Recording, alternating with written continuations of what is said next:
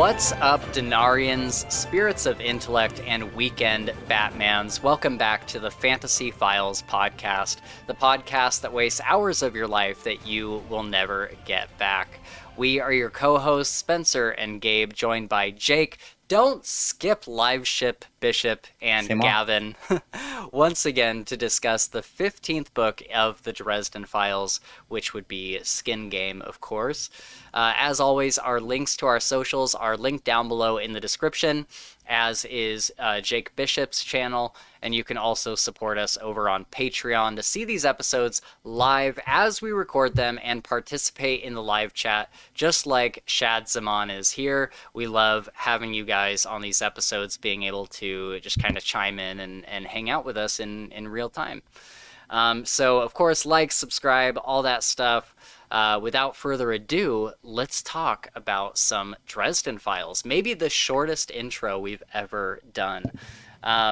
I do need to give a quick spoiler warning. We will obviously be spoiling Skin Game, but we won't spoil anything beyond it. The short stories may come up. The next episode we're doing is Briefcases, and some of those short stories that take place before Skin Game might come up, but they might not. So, just so everybody knows, if you're a new time reader, you will not be spoiled for like peace talks and battleground and whatnot.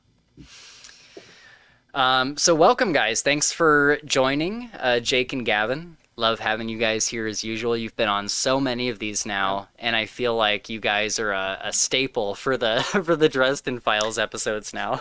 Yeah, it's gonna be interesting. As soon as you guys get caught up, just no one on this channel is ever gonna hear from me again. Because I know this is what you've been waiting for. I've got like, I guess, more Dresden books. So it'll be like, if he takes 3 years per Dresden book now, like 12 months will come out. It'll be like, oh yeah, Jake, it's been a while. And then I guess Mir is after that. So that'll be my next appearance after these ones. We'll find ways to have you on, because I think after the first of the year, a goal of ours is to go through all of the Realm of the Elderlings books. Well, I have been known to be a fan of those. Yeah. I probably would have to reread those more in prep, because I've only read most of them once, but I'm perfectly okay with that.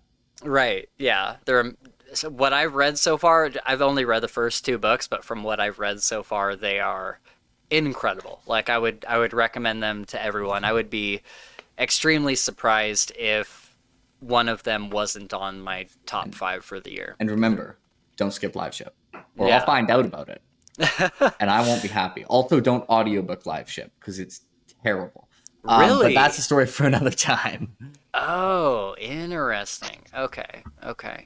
Yeah, I'm excited to do that. And I wouldn't dare skip Live Ship, Jake. I wouldn't dare. I wouldn't come on again. And to clarify for people, because I get, if you start Live Ship and you don't like it, that's fine. Then you can skip it. When I say don't skip Live Ship, I mean don't skip Live Ship without trying it.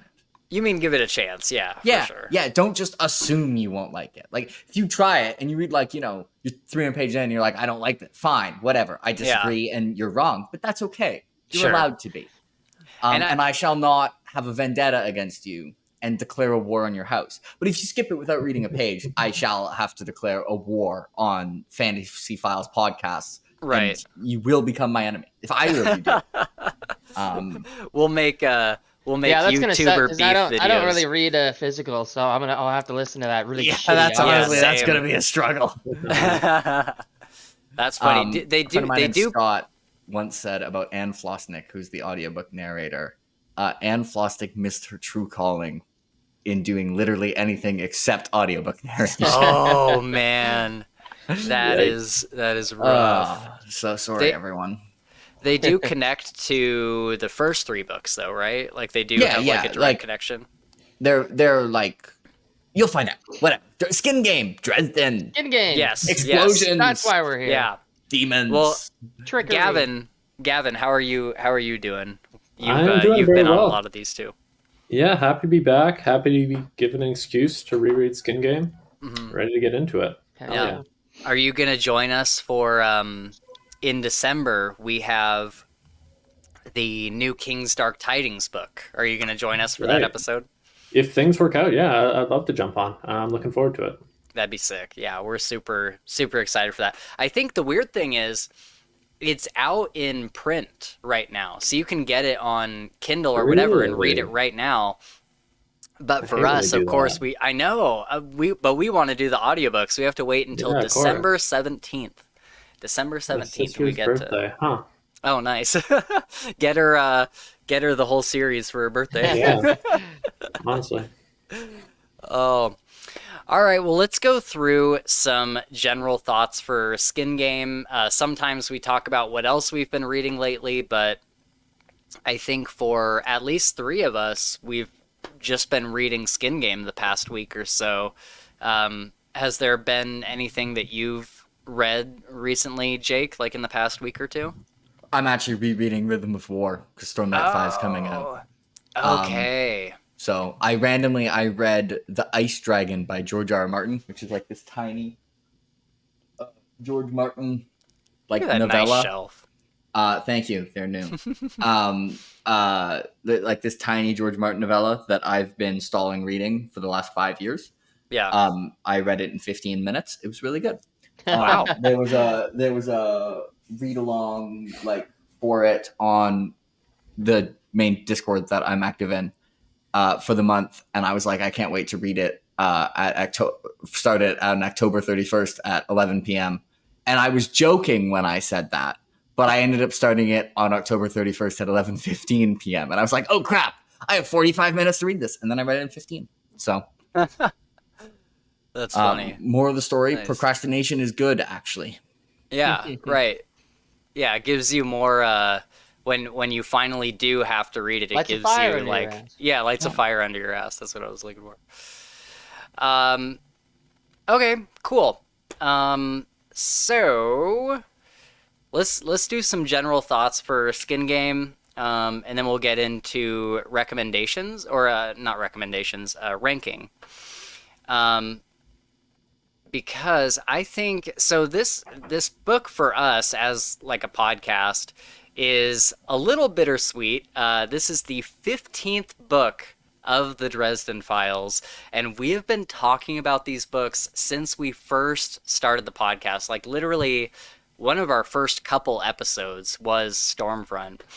And so it's kind of crazy. I was thinking about this a lot this morning. I'm like, man, it's coming to a close, and obviously we have another Dresden book coming very soon. It sounds like he has finished all of it, or keep in mind, like, it's close in Jim Butcher time. Like we don't know how. Let's love you, Jim.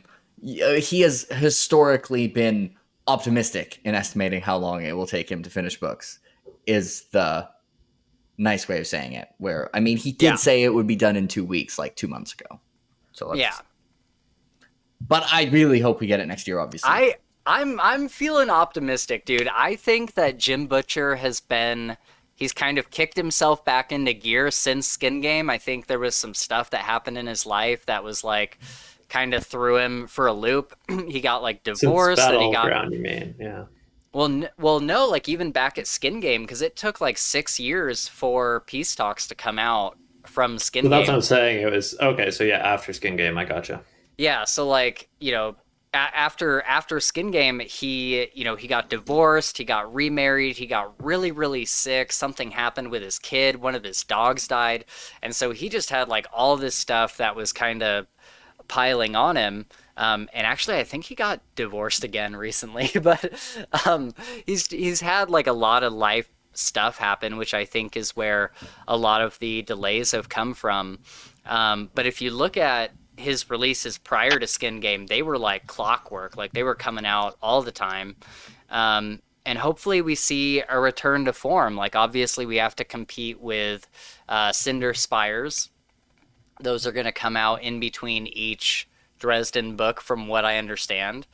But hopefully the Dresden books start becoming more uniform. If it comes out in 2025 and we got Battleground in 22, right? No, it has been almost a 5-year gap, but there was a book in the middle of that, because Battleground was 2020. Peace Talks and Battleground both were. Was it really? Yeah. Wow. God, it's been that long. That's Yeah. crazy. Wow. But I am like, I think he Hmm. took, like, he's done most of the writing of the Olympian Affair and 12 Months, I think, in like the last couple years. Anyway, whatever. We'll get it when we get it. And Yeah. I also am hopeful that he's kind of picked up the speed again and can get some rapid releases. But yeah, 12 Months has not been super. It's also it's like a very different Dresden book from how he's talked about it. But Yeah. he mentioned once that like he was rereading what like he'd written so far to like continue writing, because Right. you don't want to forget what you wrote. Right. And he was like, wow, this is like kind of weird, because it's like it's not normal for like what you get for Dresden Files, but like I just keep reading the thing and I'm like, Anyway, I'm really excited for 12 Months. Yeah. We'll see when it comes. I'm excited too. You know, I've watched interviews and stuff where he's like, yeah, it's not the normal kind of Dresden book, and I'm like, God, I hope that's a good thing. I really hope that's a good thing and not a bad thing.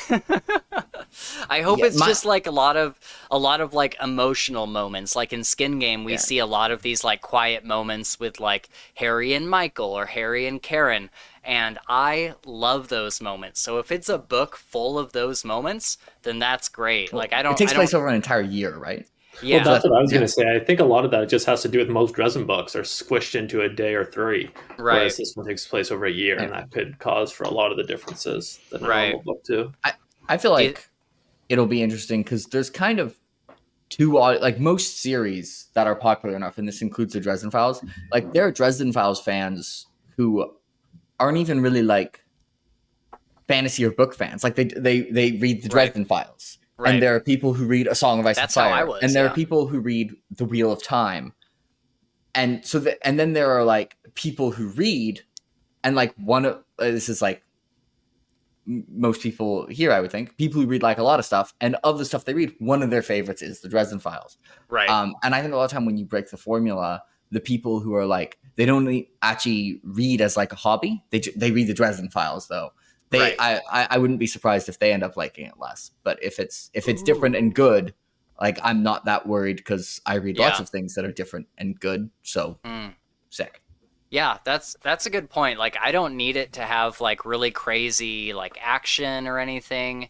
I just need it to be, I don't know, at least like whatever portion of the Dresden, because the Dresden Files has like emotional moments, it has action moments, it has like intriguing moments where he's like solving a mystery or a puzzle or uncovering new information. It has like cool like world building moments, and so as long as it takes like one of those things and like really buckles down on it, and like that's kind of the whole book, that would be awesome. But as long as it's not like, as long as we're not reading it and being like, this is like a completely different genre all of a sudden, that would kind of bum me out a little bit, I think. Yeah, but I just want to make a point on what Jake said earlier, because speaking of a totally different genre, in my head, the Dresden Files is a totally different genre than what it began. And I haven't really thought about it till Jake said it, but I wonder how many people have been like red-pilled on epic fantasy through non being a fantasy reader, reading, you know, Dresden Files, starting off as a gumshoe detective type series, and evolving into what I guess put it as the same as any other epic fantasy in my head right now. Yeah. Well, that's me pretty much. Like I didn't read like really any fantasy before Dresden Files. I was into like fantasy stuff like Zelda or like Morrowind or like any of like the Elder Scrolls stuff. Like I was into all of that. But I was never... You hadn't even read Harry Potter, for God's sakes. Yeah, I hadn't even read Harry Potter or anything, but I read Dresden Files, and I was like, oh, and it was totally my gateway into fantasy. I went from Dresden Files to Night Angel. See, I hadn't even realized that. Yeah, and then from Night Angel, I went to the Fallen Blade series, and from there, I kind of like branched out, and there was a weird period of time where I wasn't wanting like the wider fantasy like library. I wanted like a specific thing, and Dresden Files and Night Angel kind of filled that niche. And there was a period of time where I didn't know what else to read because I couldn't find anything that was like those things. And so it took me a long time to, after like reading those series like several times and, you know, occasionally picking up something different, it took me a while to get into like the wider fantasy genre.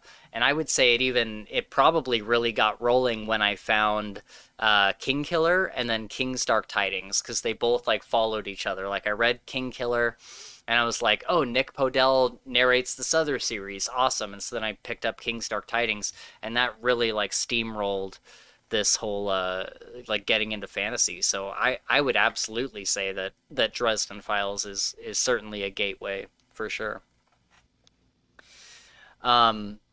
Okay, so we got some things from Shad here real quick. He says, Jake, will you be on a Stormlight episode?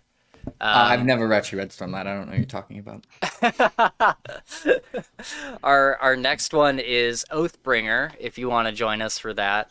That'll be either at the very end of November or in December, so you're welcome to show up if I can make him. Yeah. Shad says, always skip live ship. Shad?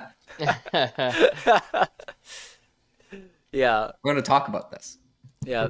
He says the audio for live ship is bad. But then the next message is important too.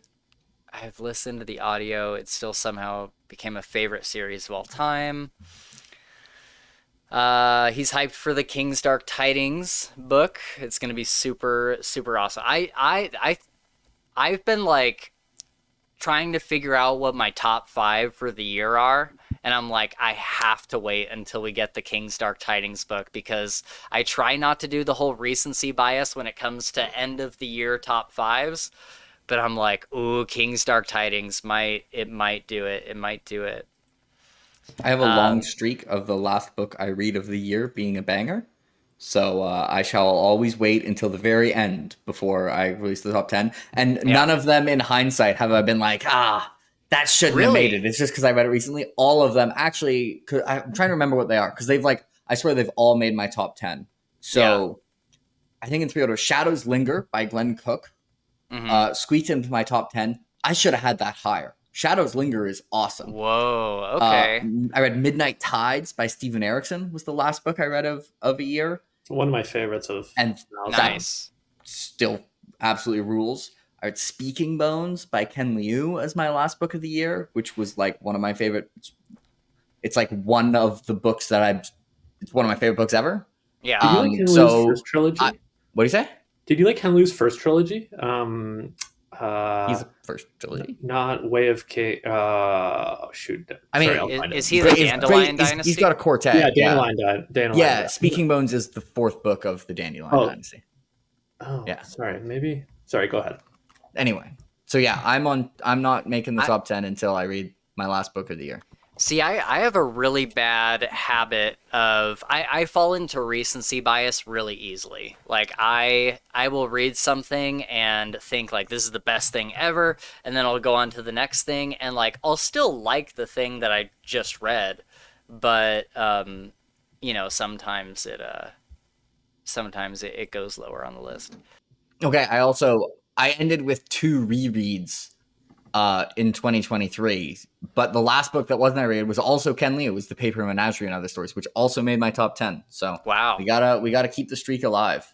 Yeah, Wind and Truth won't be the last book I read though, because I'm going to read it in 3 days, so I'll be done on like December 12th or something. Right. But you know, we'll see if the streak continues. Right now, those last books of the year are good luck. Yeah, I've read The Paper Menagerie.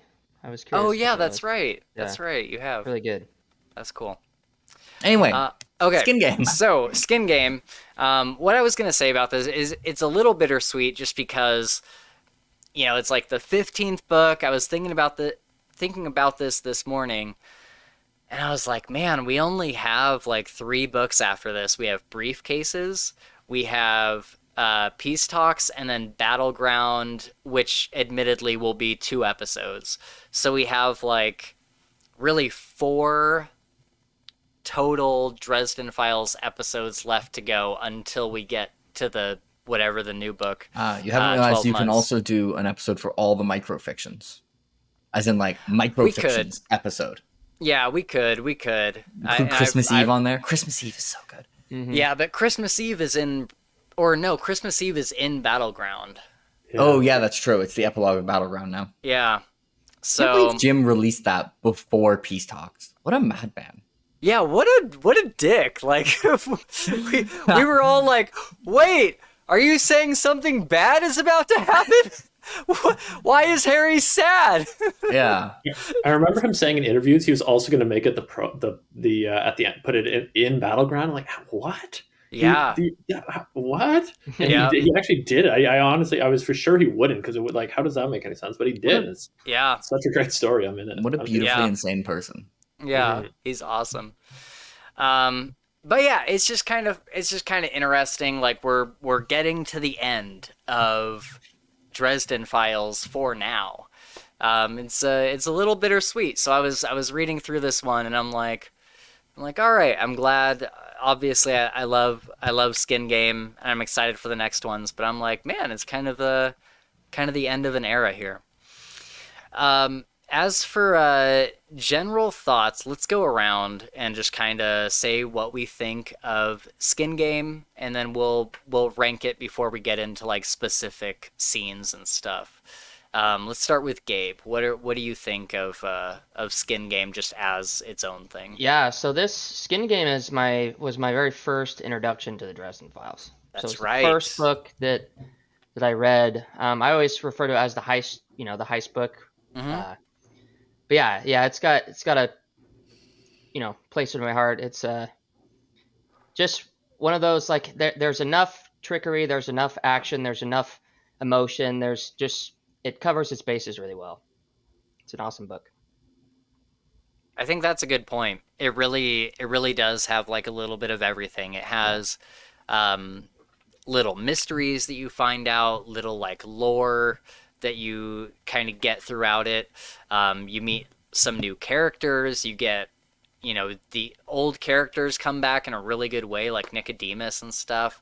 And then it's like you said, it's got great action, and yeah, that's a really good point.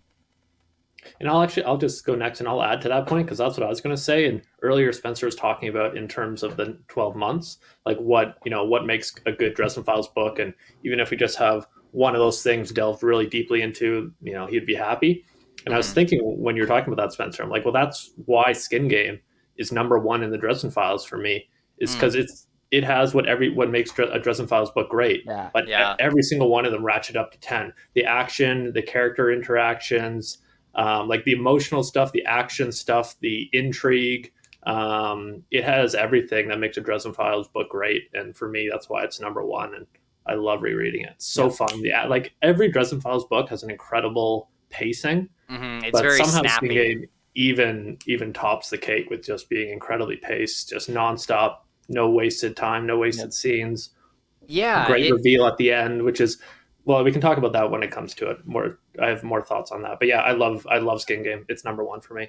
But awesome. you make a good point. It finds a way to take all of those things, like all of those like categories of things that you love, and not only put them all in this book, but spread them evenly so that you're getting an emotional moment at the beginning, a quarter of the way through, 3/4 of the way through, and then at the end, and you're getting like action, like at least 4 times throughout the book. It's all like spread out very, very evenly.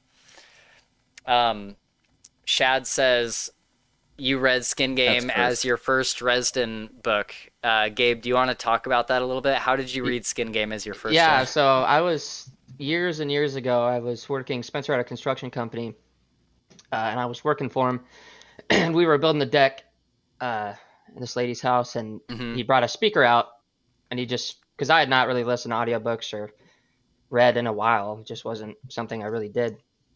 And so I put it on, and of course, like, it started like halfway through, or maybe a little less than halfway. So I was just basically just listening to it to get the, the gist of what the writing is and stuff. And I was hooked. It was awesome. At the end of the day, he didn't even start with Skin Game. He started halfway into Skin Game. Yeah. I started where Spencer left off. Yeah, when he was rereading it. I had basically just been listening to it, and I was like, hey, do you mind if I put this book on? I didn't expect Gabe to like it. I was just like, can I listen? Do you mind if I listen to this on the speaker? And he's like, I don't care. And so then by the end of the day, Gabe was like, okay, I really like this. And I was like, really? I did not expect you to enjoy it that much. He's like, no, I like that a lot. And so then he started at the beginning and went all the way through. I was going to say, then you had to break the news that he has 14 books to get. That's honestly one of my biggest problems with the Dresden Files recommending it. People just hear the amount of books and they shut down. It's a real problem for me, honestly, because I think I know a lot of people who would enjoy them, but that's too so many true. Still going. So true. That's the problem. People. That's what I think. That's the problem we've been having with our co-host Sam. I'm like, if you're gonna be on the podcast, like you have to have read Dresden Files. And she's like, but there's 17 books or whatever. And I'm like, but just spread it out.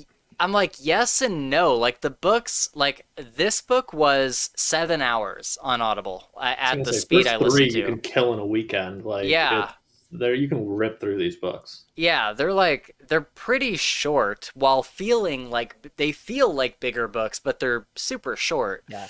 At 17 books, you better get started now, because I know. I'm like, you gotta get going. What's the most important someone read? It's only one way. The best time to start was years ago. The second best time to start is right now. Yeah, exactly. Exactly. She would like it too. I'm pretty convinced she would like it a lot. It breaks my heart that she keeps putting it off. Okay, so then Jake, general thoughts on Skin Game? Yeah, I caught up to Dresden right after this had come out. So sorry, I might have been the jinx, everyone. They were all coming out super fast, and then I caught up. Immediate 6-year break. Yeah, that's the type of thing that would happen to a bookstore. It's the last time we ever actually bought a book from seeing it in a bookstore was a new release of Skin Game, and it's like, that's what Patrick Rothfuss talks about really liking, and that's how I started it. Is just seeing Skin Game as a new release. Same. I started the whole series like literally the week that Skin Game came out is when I started like the entire series. Sorry, go ahead, Jake. Yeah, I was reading a bunch of them at like a cottage, and there was like a little bookstore in there. Anyway, and I also actually bought Battleground from a store physically because I'd pre-ordered Peace Talks, but it didn't arrive until like 3:30 p.m. And that really annoyed me. So when Battleground came out, I just like drove to a store and walked in right as it opened.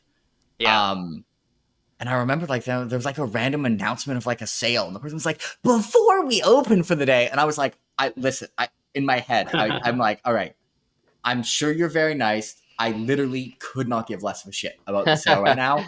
I just walked in. I'm like, dude, Battleground. Yeah, walked to the store, left, and then drove very impatiently home. And definitely it was immediately like one of my favorites when I read it. I think I actually liked Cold Days more the first time I read it.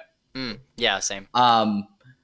And it and now I like it even more in hindsight. It's one of the ones that's moved up in hindsight. I was considering before on like pretending to be like, oh, maybe I'm actually the hater, but I actually just can't do it because I can't come up with like a hype fact and be like, I just don't like how Harry hides information from us. It's done so well.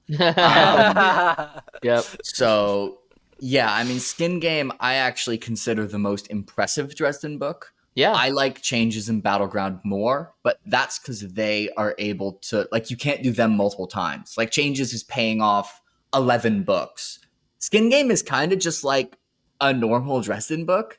Yeah. And I think it's just better at it than the other ones. And it manages to me to be like almost as like impactful while having like relying the least on like having these like massive payoff moments that you can only do once. So Skin Game is almost like what Jim was doing for like the first 3 books of the Dresden Files with very tightly contained stories, but just doing it at a master level after having a dozen books. Right. Yeah, just better. After honing his craft just like really, really well. Yeah. For me, I think that this book would land somewhere in my top like 7 or 8 or so. Definitely well within my top 10. I love this book. I think it has one of the best endings in the whole series. Like just like that final like paragraph or two, just like that, just the way that it leaves the book, I think is very, very good. and it's reminiscent of some of my other favorite like ending paragraphs from some of the other books. I think it's a great final show for Michael. Like, this is Michael's kind of like, this might be the last time that Michael is really utilized, because he had to get Uriel's grace in order to even do anything in this book. And I love at the end when they're like in the vault. We'll talk about this more later, but I just love the thing that Harry kind of notes at the end of the book, that Michael was going all out on Nicodemus, and he was in his full power, just like slash after slash after slash, and just like fighting Nicodemus back. And I'm like, dude, I'm so glad that we got to see Michael just go all out, like for this book. I really enjoyed that. I've thought this for years, by the way, since you brought up that scene specifically. Yeah. I have always believed that he actually, like, when powered by Uriel's grace, had like was stronger and faster than he was in normal form. Harry assumed it's like, oh, it looks like it brought him back to like what was peak Michael. I don't fully buy the that he went like it. Same. Always is funny, like, because I'll reread Death Masks and Nicodemus is clearly the better fighter than Michael, and I'm not sure that I have bought that. And I think it's actually like that Harry just for some reason assumed it brought him back to what he was before. Like, bro's powered by an archangel. He's got some extra batteries. I think he had some extra juice. I think if he'd went and tested his bench press, he'd be like, oh, that was a PR. Some deadlift? That was a PR too, you know? Yeah. I think it could be similar with Harry and the Winter Night Mantle. And he's like, oh yeah, maybe it does just max me out to human capabilities. But it's like, buddy, you did a standing jump of 30 feet. Yeah. Dude. Even in this book, I meant to Google like what the world record for high jump is, because at one point on the parkouring the ice obstacle course, he just scales one of the big blocks, and then he says it's over 10 feet, just jumps over it. I'm like, I don't think that's just the Winter Mantle maxing out human capabilities. Yeah, like, it's clearly like one of the things it's done, but also there's kind of two modes for him with the Winter Mantle. There's the mode where like he's actively fighting it.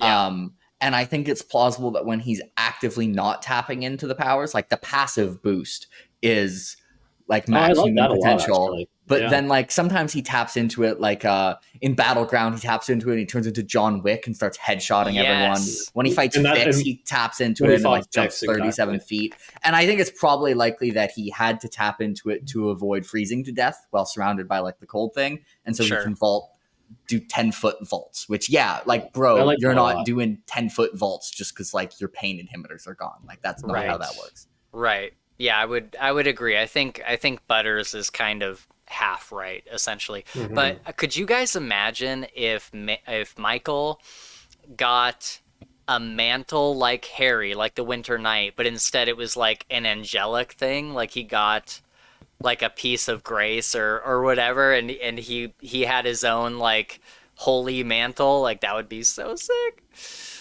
But yeah, okay, so the rest of my notes here, so when I read this book at the time, it was like around the time that it had recently come out, because I read through the series very, very quickly, and it was kind of a huge bummer for me that we didn't see more of Molly in this book. And until we got to like, no spoilers, but when we get to Peace Talks and Battleground, like, we see more of her. But that was a long time to wait to find out what Molly has been up to. And then I think just before Peace Talks came out, we got Cold Case. And also Bombshells, but Bombshells was from Ghost Story, I think, right around that time. And so it was kind of like getting the thing that we get at the end of this book, where we see Molly for like a minute, where she helps Harry with the parasite, and then she like pulls out a cell phone, and you're like, wait, what? And so that was a long time to wait until proven guilty and Battleground, where we get to see a little bit more of her. But someone we do get to spend a lot of time with is Nicodemus, which is personally my favorite villain. maybe, I mean, depends on what you consider a villain, but like maybe Marcone would be my favorite, but I don't really consider him a villain. Nicodemus is, I think, the most like challenging and long-standing villain. Like I love anything that we get with Nicodemus. Oh, 100%. I mean, you know, you mentioned my stream. Someone asked my top 5 antagonists, and he's on that. Yeah. And he's definitely my favorite. Like there's some like frenemies that are kind of like, to me, the one, if Mab counted, but Mab's not an antagonist. I wouldn't say so either. So she doesn't count. As like a foil, I don't think he's pretty obvious. I don't know who the like second would be.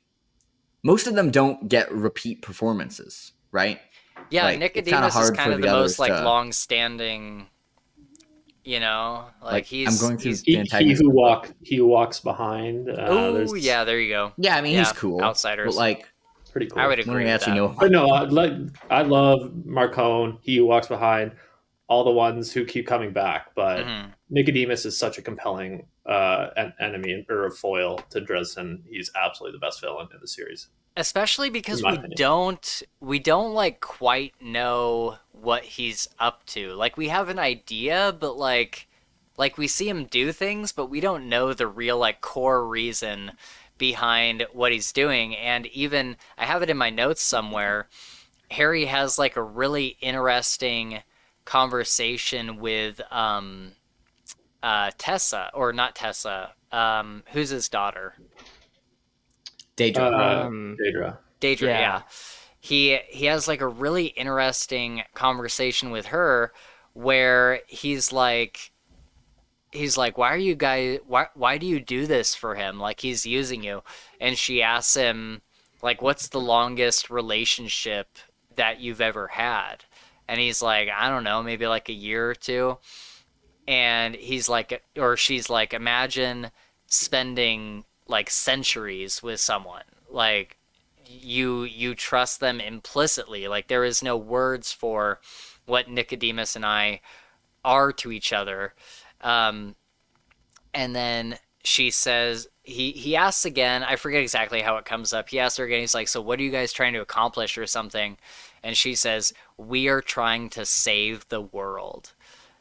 And it's like, what? It just makes them so interesting. Like, do they think what they're doing is like, do they think they're the good guys basically? Like, I don't know. I have so much thoughts on this. There's a scene in this that's related to like their conviction that they're the good guys.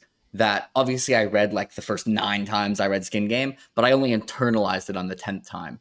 And it's when it's in like the mid-book confrontation at Michael's house when Uriel comes out, and there's like this scene, Harry's describing it, and he's like, and in that moment, like I saw all the like petty bad decisions I ever made. Yes, I love and that. how easy it would have been to make the good decision, and like every single person looked away and could not bear the glare of the Archangel.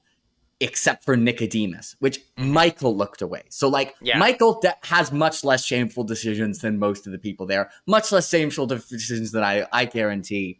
Sure. Nicodemus faced every single bad decision he's ever made and didn't flinch. He's 2,000 years old. Yeah. My own theory / headcanon is that, like, in this world, there are lots of little battles, but there's only one real big battle, and that's team reality versus team unreality. And so I think books like Skin Game are setting the stage for Dresden's realization that is despicable and ends justify the means as Nicodemus might be, but they actually are on the same team in the greater battle of this cosmos in terms of, I think Nicodemus views the enemy as the outsiders, and he is just kind of on a parallel, longer view journey than Dresden. And he's just willing to sacrifice millions or billions to ensure whatever outcome. Right. But I do think, and I think like is the next book the Bat one, or is there another Nickelhead book before the big apocalyptic trilogy? I think there's one more, and then Stars and Stones, right? Yeah, because it's 12 months, Mirror Mirror, Heel Turn, or whatever that's called now, the wrestler one. The wrestler one. I think he's in that one now, but I don't think he'll be like the main antagonist in any of the other ones, because I think it's like originally there wasn't like 20 was gonna be the time travel, like the one that book 20 was changed, so I'm not sure what Jim's gonna do with that, because 20 was originally time travel book. Because he's doing, because after 12 months it's like Mirror Mirror, and then the heel turn one, and then there's like a Godzilla type one, right? Like the kaiju one, kaiju one. Yeah. I think that one actually sorry, go ahead. No, that's all I got. Yeah, I think so. I think Battleground is book 17, 12 Months is book 18, Mirror Mirror is book 19, and then I think Professional Wrestling one is book 20, Kaiju one is book 21, Time Travel is 22, and then 23 through 25 are Big Apocalyptic Trilogy. Yeah. So anyways, long story short, I think Dresden will have to work on the side of Nicodemus again. So there's a thing in relation to this, which I think this, like, that makes sense. And there's a moment in Battleground that I can't talk about because it's a spoiler for Battleground. Sure. But I don't know. It's weird. I'm kind of curious to see like what his motivation is, but it's also one of those where it's like, how can it not be disappointing to know what his goals are? Yeah. I'm almost okay if we just never get the answer. Like, it's just so, but I want the answer. But I'm so scared that, like, can the answer be as cool as, like, what? Jake's right, because what I was going to say earlier is all bad guys like believe they're the good guys doing the right thing, right? But with Nicodemus, Jim does such a good job with you actually, you know what? Maybe actually is the good guy, despite all his evil shit around him. Yeah, he can still make it go. Wait a second, like what?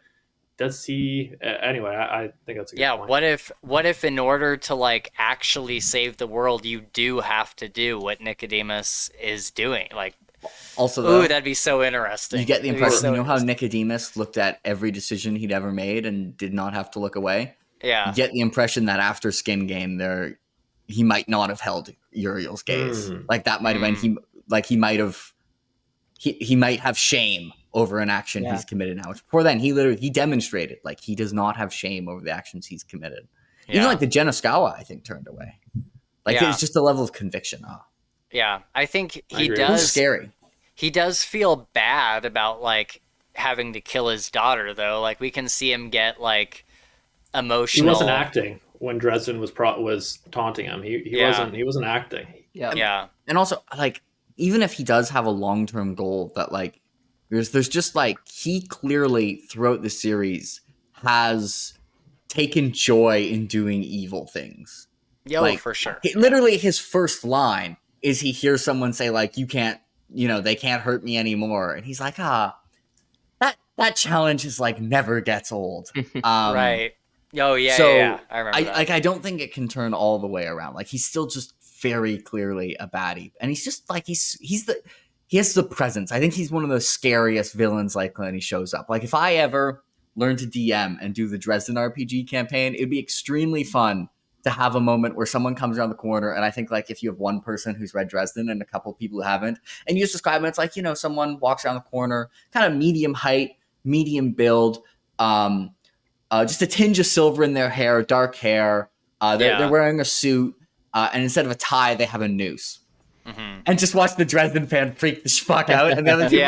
That's awesome. That would be very fun. One day I'm going to do that. Oh, it's a great D&D one too, because you'd actually have to get close and grapple, and it would actually make for an compelling.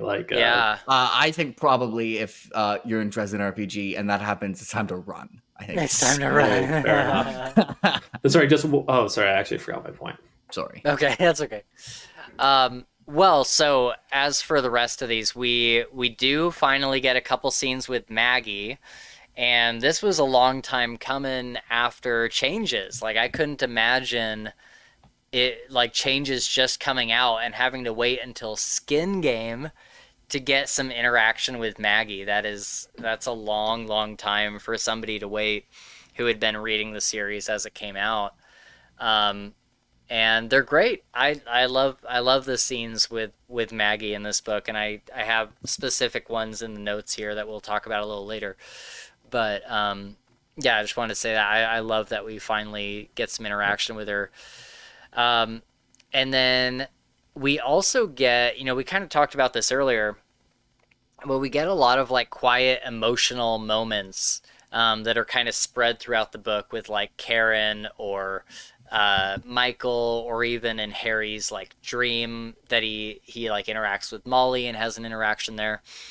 And those kind of moments had been missing from some of the prior books, from like Small Favor, not Changes obviously, but like Small Favor and Turncoat. I felt like they were missing those a little bit, and then like Ghost Story and Cold Days, they were kind of missing.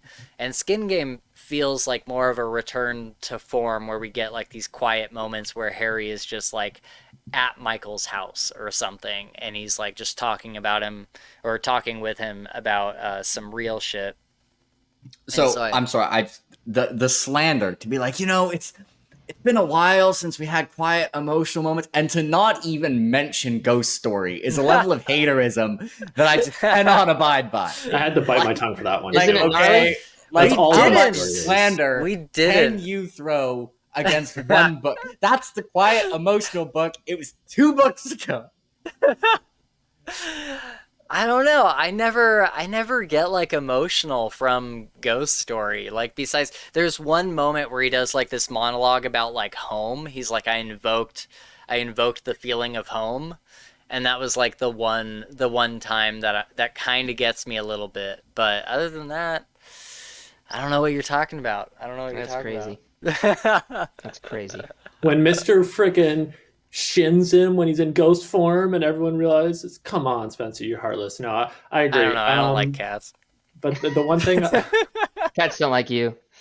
The one thing I'll say, and I was thinking about this before this episode, when I was thinking about where I'd rank this book, and I think why it really comes number 1 is because even doing this reread today, or the last few days, it's like, I get misty-eyed as, do you want to be my dad? And if people have issues with the writing, is that really what a little kid's going to say? And is that scene realistic?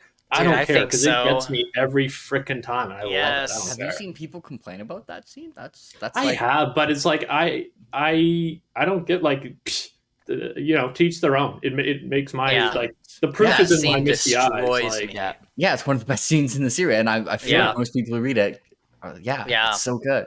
And I think that is the common reaction, but I think there is a hater reaction to it. But I reject that wholesale as it just being such an incredible. I just want you to know I've changed my headline based on your comments about not liking cats, and I'm just. Yeah, I'm not a cat person at all. This guy's just slandering stuff. It's just one of those days. Okay, so we've gone through our general thoughts. Let's do a quick ranking. Like, where I know Gavin's going to be at number 1.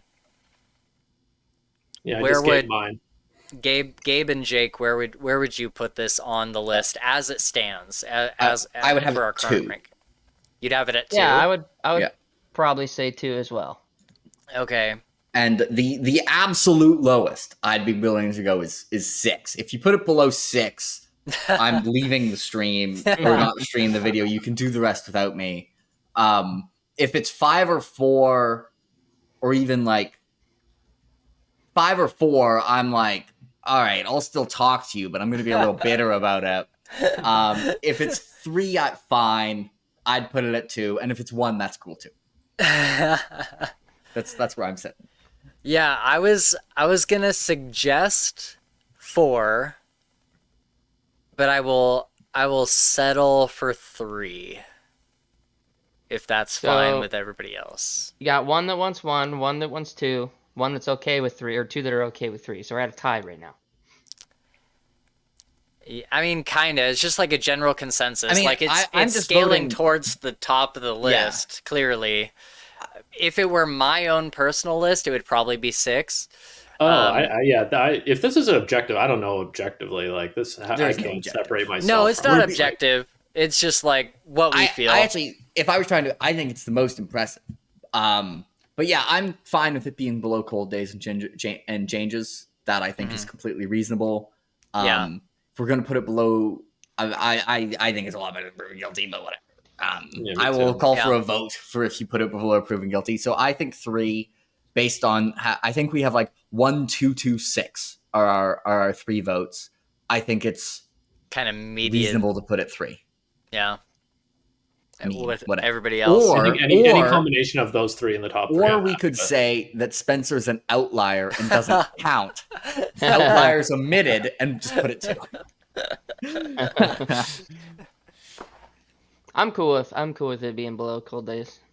Yeah, I they're pretty close. I think I do like it a little bit more than Cold Days, but Cold Days absolutely slaps. So I'm totally chill with it being 3. Okay. And I won't be like secretly bitter about it. If you start putting it lower, then I'm gonna start being secretly bitter about it for the rest of the show. That's where I'm at. And sorry for the people watching. I forgot to share the screen here. But we will officially put it at 3. This is Spencer's Ghost Story opinions.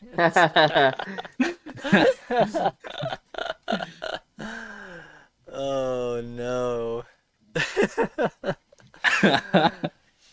All right.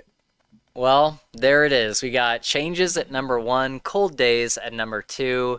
Number 3 is Skin Game. Number 4 is Proven Guilty. 5 is Turncoat. 6 is Small Favor. Deadbeat is 7. 8, Ghost Story. 9, White Knight. 10 is Death Masks. 11 is Blood Rights. God, this list is getting long now. 12 is Summer Night. 13 is Full Moon. 14 is Grave Peril. And 15 is Stormfront. And 16 is my Ghost Story opinions. Yeah, big outlier between 15 and 16. Like, yeah, it's a lot worse than Stormfront. Stormfront's perfectly fine. All right. I'm very okay with that ranking. Okay. I think that's very reasonable. That's like, there's, you guys seen the random like article of like ranking the Dresden Files, and it's got like Changes last and like Summer Night is first, and it's just like, what was this person smoking? That's right. that I read that and I'm like, everything I disagree with, I can see where they're coming from. Yeah. So yep. I tried to get Ghost Story like down to the bottom, but you guys wouldn't let me. You forgot that trying is step 1 of failing. So. All right. Okay, so let's go over some of these favorite moments, shall we? We start out with Harry vaulting things on his island, shouting parkour. And I love that later in the book, Michael is like, I'm fairly certain that one does not shout parkour. I think one simply does parkour. I like this joke enough that I asked Jim about it when I interviewed him. That is all. Oh, did you? What'd you ask him? I joked in my first spoiler Dresden questions was like, how did the parkour joke come up? Remind me what he said. He said it's when he used to be playing Battlefield 2 or 3 with his kid. Whenever they hopped over something, they for some reason would shout parkour. That's awesome. Funny. It was also, I just want to give a nod to this being one of the funniest Dresden Files books too. Nod to Harry's response being, "I haven't criticized your little battle cries once, have I?" Yes, dude, I loved that quip. Oh my gosh. Okay, then I love. Wait, the left one. It's a mortal thing. Oh yeah. When she's putting the earring, she like reaches up to his ear. He's like, no, put it in the left one. Put it in the left one. So I know nothing about. I'm actually kind of embarrassed because I've read this 10 times and I don't understand that joke. It's when she's putting there's like an earring that she's putting in his ear. Yeah, I know the part exactly. And every single time I read it, I'm like, I don't actually know. It's like urban legend. It was like a thing when we were kids that if you have one earring in, if you have it in your right ear, that's like a head tip to let people know you're gay. So like gays recognize each other by having the right ear pierced. I think it's mostly bullshit, but it was a thing people told each other. Yeah. Okay. I mean, it's something. It's something I heard all growing up. Like all the guys that got their ears pierced at my school either got it in the left one or they just got both of them pierced. Okay. Because I've gone 10 years now not understanding that joke. So I finally brought up the courage to admit that I didn't understand it and ask about it. So that's productive. Learn something every day. Step one is admitting you don't know the joke. Yeah. Let's see. So Mab has an ominous moment. Oh, sorry. Just before we go on. Yeah. Because we're talking about the humor, and my favorite one of the whole series maybe is Michael and Harry a little later on after Nicodemus has the Grail. What does Michael say? It's so he says it's just a flesh wound. Oh, it's just a flesh wound. And Harry says, "Oh yeah, you pansy." And Michael's like, "What?" And Harry's like, "You weren't referencing the movie." And he goes, "No, the Holy Grail." What movie? And Harry's like, "The Holy Grail." Michael's like, "I think it's that way." Yeah, it's so good. So good. Yeah, I love that interaction. Earlier when you were talking about the Deidre, when Harry was like, "What is your quest?" Deidre could be like, "I seek the Grail." That was so funny. Also, sorry, while we're talking, because the humor sticks out to me is when Deidre is like lifting him up in the air because the Genosco won't lift him up to look down at the obstacle course. He's like, it also shows a tiny little growth in Harry, where he goes, "My comment about split ends and using chainsaw oil as what could go unsaid." Because you just imagine Harry surrounded by electric chain, just like so hard having to bite that joke out. Oh, I know.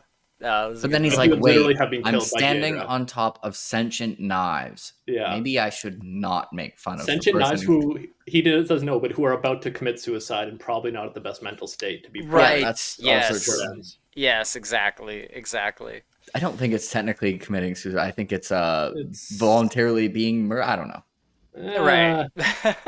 Suicide by cop who's really the end goal was to get Nicodemus the Holy Grail. If they could have accomplished it through not killing Deidre, I think they would have. So in this case, I think it's sacrificing yourself. I don't know, whatever. It's more of a sacrifice than a suicide. Yeah, I mean, she technically did just let him do it. Like, she understood what was going on. So I would say it's a sacrifice. Like, it's suicide. It's not, you're not pressing the plunger on yourself. Yeah, right. Yeah. This is kind of dark, but I feel like definitionally, if it's suicide, YouTube's algorithm is gonna love this episode. I think if the end goal is wasn't to kill Deidre, that was a means. Whatever, it's not important. Yeah. She was in a tough mental state. Yeah. Actually, she knew what was coming. One piece of foreshadowing. I've read the book probably 5 times. I only picked up the first time is when Harry's confronting her in the slaughterhouse about who killed whatever the accountant's name was. And she's like, you went to distract your mother. And she's like, I went to say. And I'm like, oh, she was about to say, I want to say goodbye. Goodbye, This is the first time that I picked that up. Actually. Same. Yep. Same. Okay. So who do you guys think that the British guy in the caves is, in the crystal? When he's like, I need to be here. He's like, Harry's like, who are you? And he's like, I'm someone that's supposed to be here, or deserves. Yeah, I don't care how much cold water Jim throws on it. That dude is Merlin. It's the only confirmed. It's Merlin. I've seen a theory on this and been like, oh shit, that makes so much sense. But now I forget what that theory was. The British accent is the big one. The what? Well, that's the one hint, but it is also just confirmed not the OG Merlin as well. Wait, so Jim has said it's not Merlin? Extremely explicitly, in that he started by saying it not. So this was the conversation. It was, what would the OG Merlin's accent be? And Jim said it would be very British, but it would be so British that it would be unintelligible. So no, it's not the guy in Demon Rage. I haven't heard that comment. Actually. Yeah, he's literally said the words about the Merlin, so no, he's not. It is someone else. It's the most. There are that 2 being things. Said, I have zero earthly idea. I'm so mad because I've seen a theory on this and been like, oh, that makes so much sense, but I don't remember what it was. Okay. Yeah. Yeah, do you think that it's at least somebody that we know of within the series, or do you think someone from mythology? Damn, I don't remember what it was. Whatever. Yeah. Okay. Interesting. Yeah. It's actually future Harry. No. Yeah. Shut up. Stop it. I don't know who it would be. I haven't really had any good guesses for as long as I've been thinking about it. Yeah, someone very British who deserves to be there. I don't know. I really don't know. I don't have any good guesses, and I wish I did. Okay, so then Mab gives kind of like a weird foreboding thing. She says, weakness does not become the winter night. Harry says, well, I'm only human. And she says, for now. It's like, ooh. Like, do I need to bring out... I can't bring out the Battleground quote. There's no Battleground spoilers. Curses. Right. Yeah, there's He'll be fine. It'll be fine. It'll be okay. Yeah. Yep. Let's see, what else we have here. There's power in the touch of another's hand. Do you have the book with you, Jake? I mean, I have it here. I don't know how quickly I can find that, but 3/4 of the way through chapter 5. Yeah. I thought it was when Michael was blessing Tessa. Well, it says in the notes 3/4 of the way through chapter 5. I didn't just memorize that, sadly. No, it's when... Well, I'm just saying there's multiple instances in the book, I think. It's when Murphy is like... They're like sitting in the car or something, and she like touches his hand, and he's got this great monologue about like the power of a touch. There's power in the touch of another person's hand. We acknowledge it in the little ways all the time. There's a reason human beings shake hands, hold hands, slap hands, bump hands. It comes from our earliest memories, when we all come into the world blinded by light and color, defeated by riotous sounds, flailing in a suddenly cavernous space without any way of orienting ourselves, shuddering with cold, emptied with hunger, and justifiably frightened and confused. And what changes that first horror, that original state of terror, the touch of another person's hands, hands that wrap us in warmth, that hold us close, hands that guide us to shelter, to comfort, to food, hands that hold and touch and reassure us through our very first crisis, that guide us through our first shelter from pain. The first thing we ever learn is that the touch of someone else's hands can ease pain and make things better. That's power. That's power so fundamental that most people never even realize it exists. Quote finder. That's me. Nice. Yeah, that is a good one. I love that monologue so much. I was that was one of the monologues that I was reading through when I was trying to find a quote for my tattoo. And I think it's so... I love it when he does this stuff. There's another one in White Knight where the quote for my tattoo is actually from... It's like a monologue about like the different kinds of pain. And I think Jim Butcher does this so well, where like when you think of the Dresden Files, you don't think of like amazing prose, but every now and then he just pulls it out of his ass, man. And it's just like amazing what he can do with a sentiment or an idea and just kind of unravel it in a monologue. It's so good, man. It's so good. I'm just gonna say my favorite is the faith is about what you do from Changes. That's my favorite internal monologue from Dresden. Anyway, what were you gonna say, Gavin? Sorry I interrupted you. Oh, it's just I was just gonna say it reminds me of just like, you know, like this time reading through it actually got misty-eyed twice, and this time the second time was Butters like, all right, no one else is here, Harry's down, like we're doing it, and him going out there is just one of the most heroic things I've ever read, no matter how many times I read it.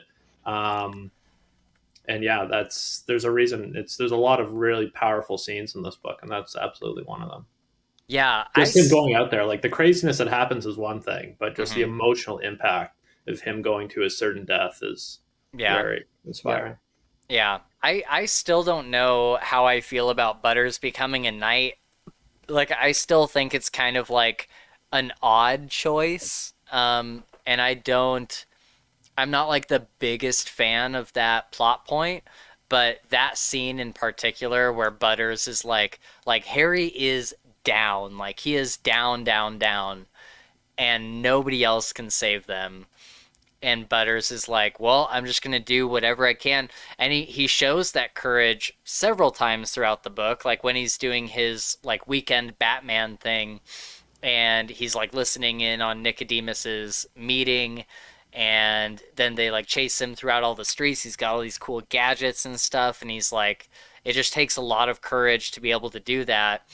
And I mean, and you could also call him stupid for carrying Bob's skull with him while he does that, but at the same time, he's like, his whole reasoning for doing it is like, Harry wasn't here. Like, somebody had to stand up to the darkness, and somebody had to like level the playing field a little bit. Also, he doesn't have the luxury of not bringing Bob the way Harry does, because Harry can still blow stuff up without Bob. If he doesn't bring Bob, he's got nothing. He's just a guy. Exactly. Yeah. I do have a slight quibble with the fact that, like, kind of Butter's big thing this book is like, and understandably so, because we're in Harry's head, so we like it's tough for us, and we're mad at Butters when he's suspicious of Harry. But it's only because we're in his head. If we're an outside perspective looking in, it's very understandable, justifiable, everything he said. But we're in Harry's head, so we're like, God damn it, Butters. Yeah, he just shows a total lack of faith in Harry. Really throughout the book, and then he gets rewarded it by getting the Sword of Faith at the end. I kind of don't love that, and that's kind of one of the reasons I don't love the Butters as a Jedi Batman either. But I still like it. It's just I have some qualms with it, I guess. I agree. Yeah, it's super frustrating while also being super understandable. Like I'm so split on it. Like, there's part of me that's like, Butters, like, you know Harry, like, you know the kind of person he is, you know that he's always had your back, he's always tried to protect everyone in his circle. Like, how could you think that he was going to be some, like, evil guy that's all of a sudden joined Nicodemus? Like, really? And then there's another part of me, the way Butters explains it early on in the book, you know, he tells Harry what the past couple of years has been like, and how people are like viewing Harry, and he's like our first real insight into what like maybe other people are seeing that we're not seeing because we're in Harry's head. And it's really interesting. He's like, dude, think about what it looked like to us. Like, you died, came back as a ghost. We didn't know if it was your ghost. Then you kind of proved that it was your ghost. And then you like fought some stuff and left. And then you were away on Arctis tour. We didn't even know really that you were alive. And then you came back all of a sudden in the flesh. And we're like, how are you back? And it's just all this like back and forth. He's like, it's been like stressful, man. Like, we have not known like how to trust you.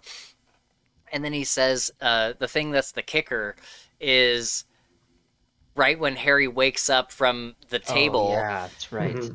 He's like, I need to pay off a debt. Like, I need you to give this to Bob. And Butters is like, okay. And he's like, it's kind of weird that the first thing you said when you wake up is like, give this to Bob because I need to pay off a debt I owe him. Like, that's Faye. super Faye. Like, yeah. Wasn't true though. Wasn't the first thing he did. He asked about Butters' like relationship and how he's been, and he got shut down. And then he asked about whatever. Yeah, that's true. It's just, yeah, I part of me just like gets where Butters is coming from to some extent. But yeah, it's certainly interesting to, I don't know, I guess kind of look at Butters' whole like trajectory. I don't know, and even I feel like even, you know, not going to spoil anything, but even the short story that we get after this book and not Proven Guilty, Peace Talks and Battleground, I still don't know if I'm fully on board with him, like, as a knight. Like, he just doesn't seem like a knight. But, you know, I'm interested to see what Jim does with the character because, you know, going back to what we were originally talking about, this moment that you brought up, Gavin, where he's like, you know, he gets up, he's like, well, I'm the only one left. I'm going to do it. That is, like, a super powerful moment that, even though maybe I don't really like the whole Butters as a Jedi thing, I still really, really appreciate that moment for sure. Also, I'd love the fact that if he's going to do it and he's going to become the hero, the fact that the most heroic thing he's ever done by far, it's just the Harry Dresden influence is so deep in his bones, where he hits Nicodemus with a Mr. Where I'm from, there is no try. And it's just like, Butters. Yes. Yeah. The influence is so deep, and I love that he like puts on Harry's like coat, his jacket, and like it's like way too big for him, but And speaking of favorite scenes, at the very end where Harry walks into Murphy's hospital room and Butters is gesticulating wildly, telling the story, and then actually like what they never do in fantasy is just like just show her the MacGuffin, and he was like, "Can I do that?" Yeah. What a great just show her the MacGuffin. It's confirming faith, bro. It's fine. Yeah, the right saber. Good. The right saber, I like that. Yeah, the right saber. Oh, it works two ways. One, because it's like a lightsaber, but with rightness instead of light. Yep. And also because it's a Japanese sword, and if you say light with a Japanese accent, it's right. The rightness. So it works on many levels, and by many, I do mean two. Right, yeah. But now we know why Shiro had to die. So it wouldn't be racist. Right, yeah.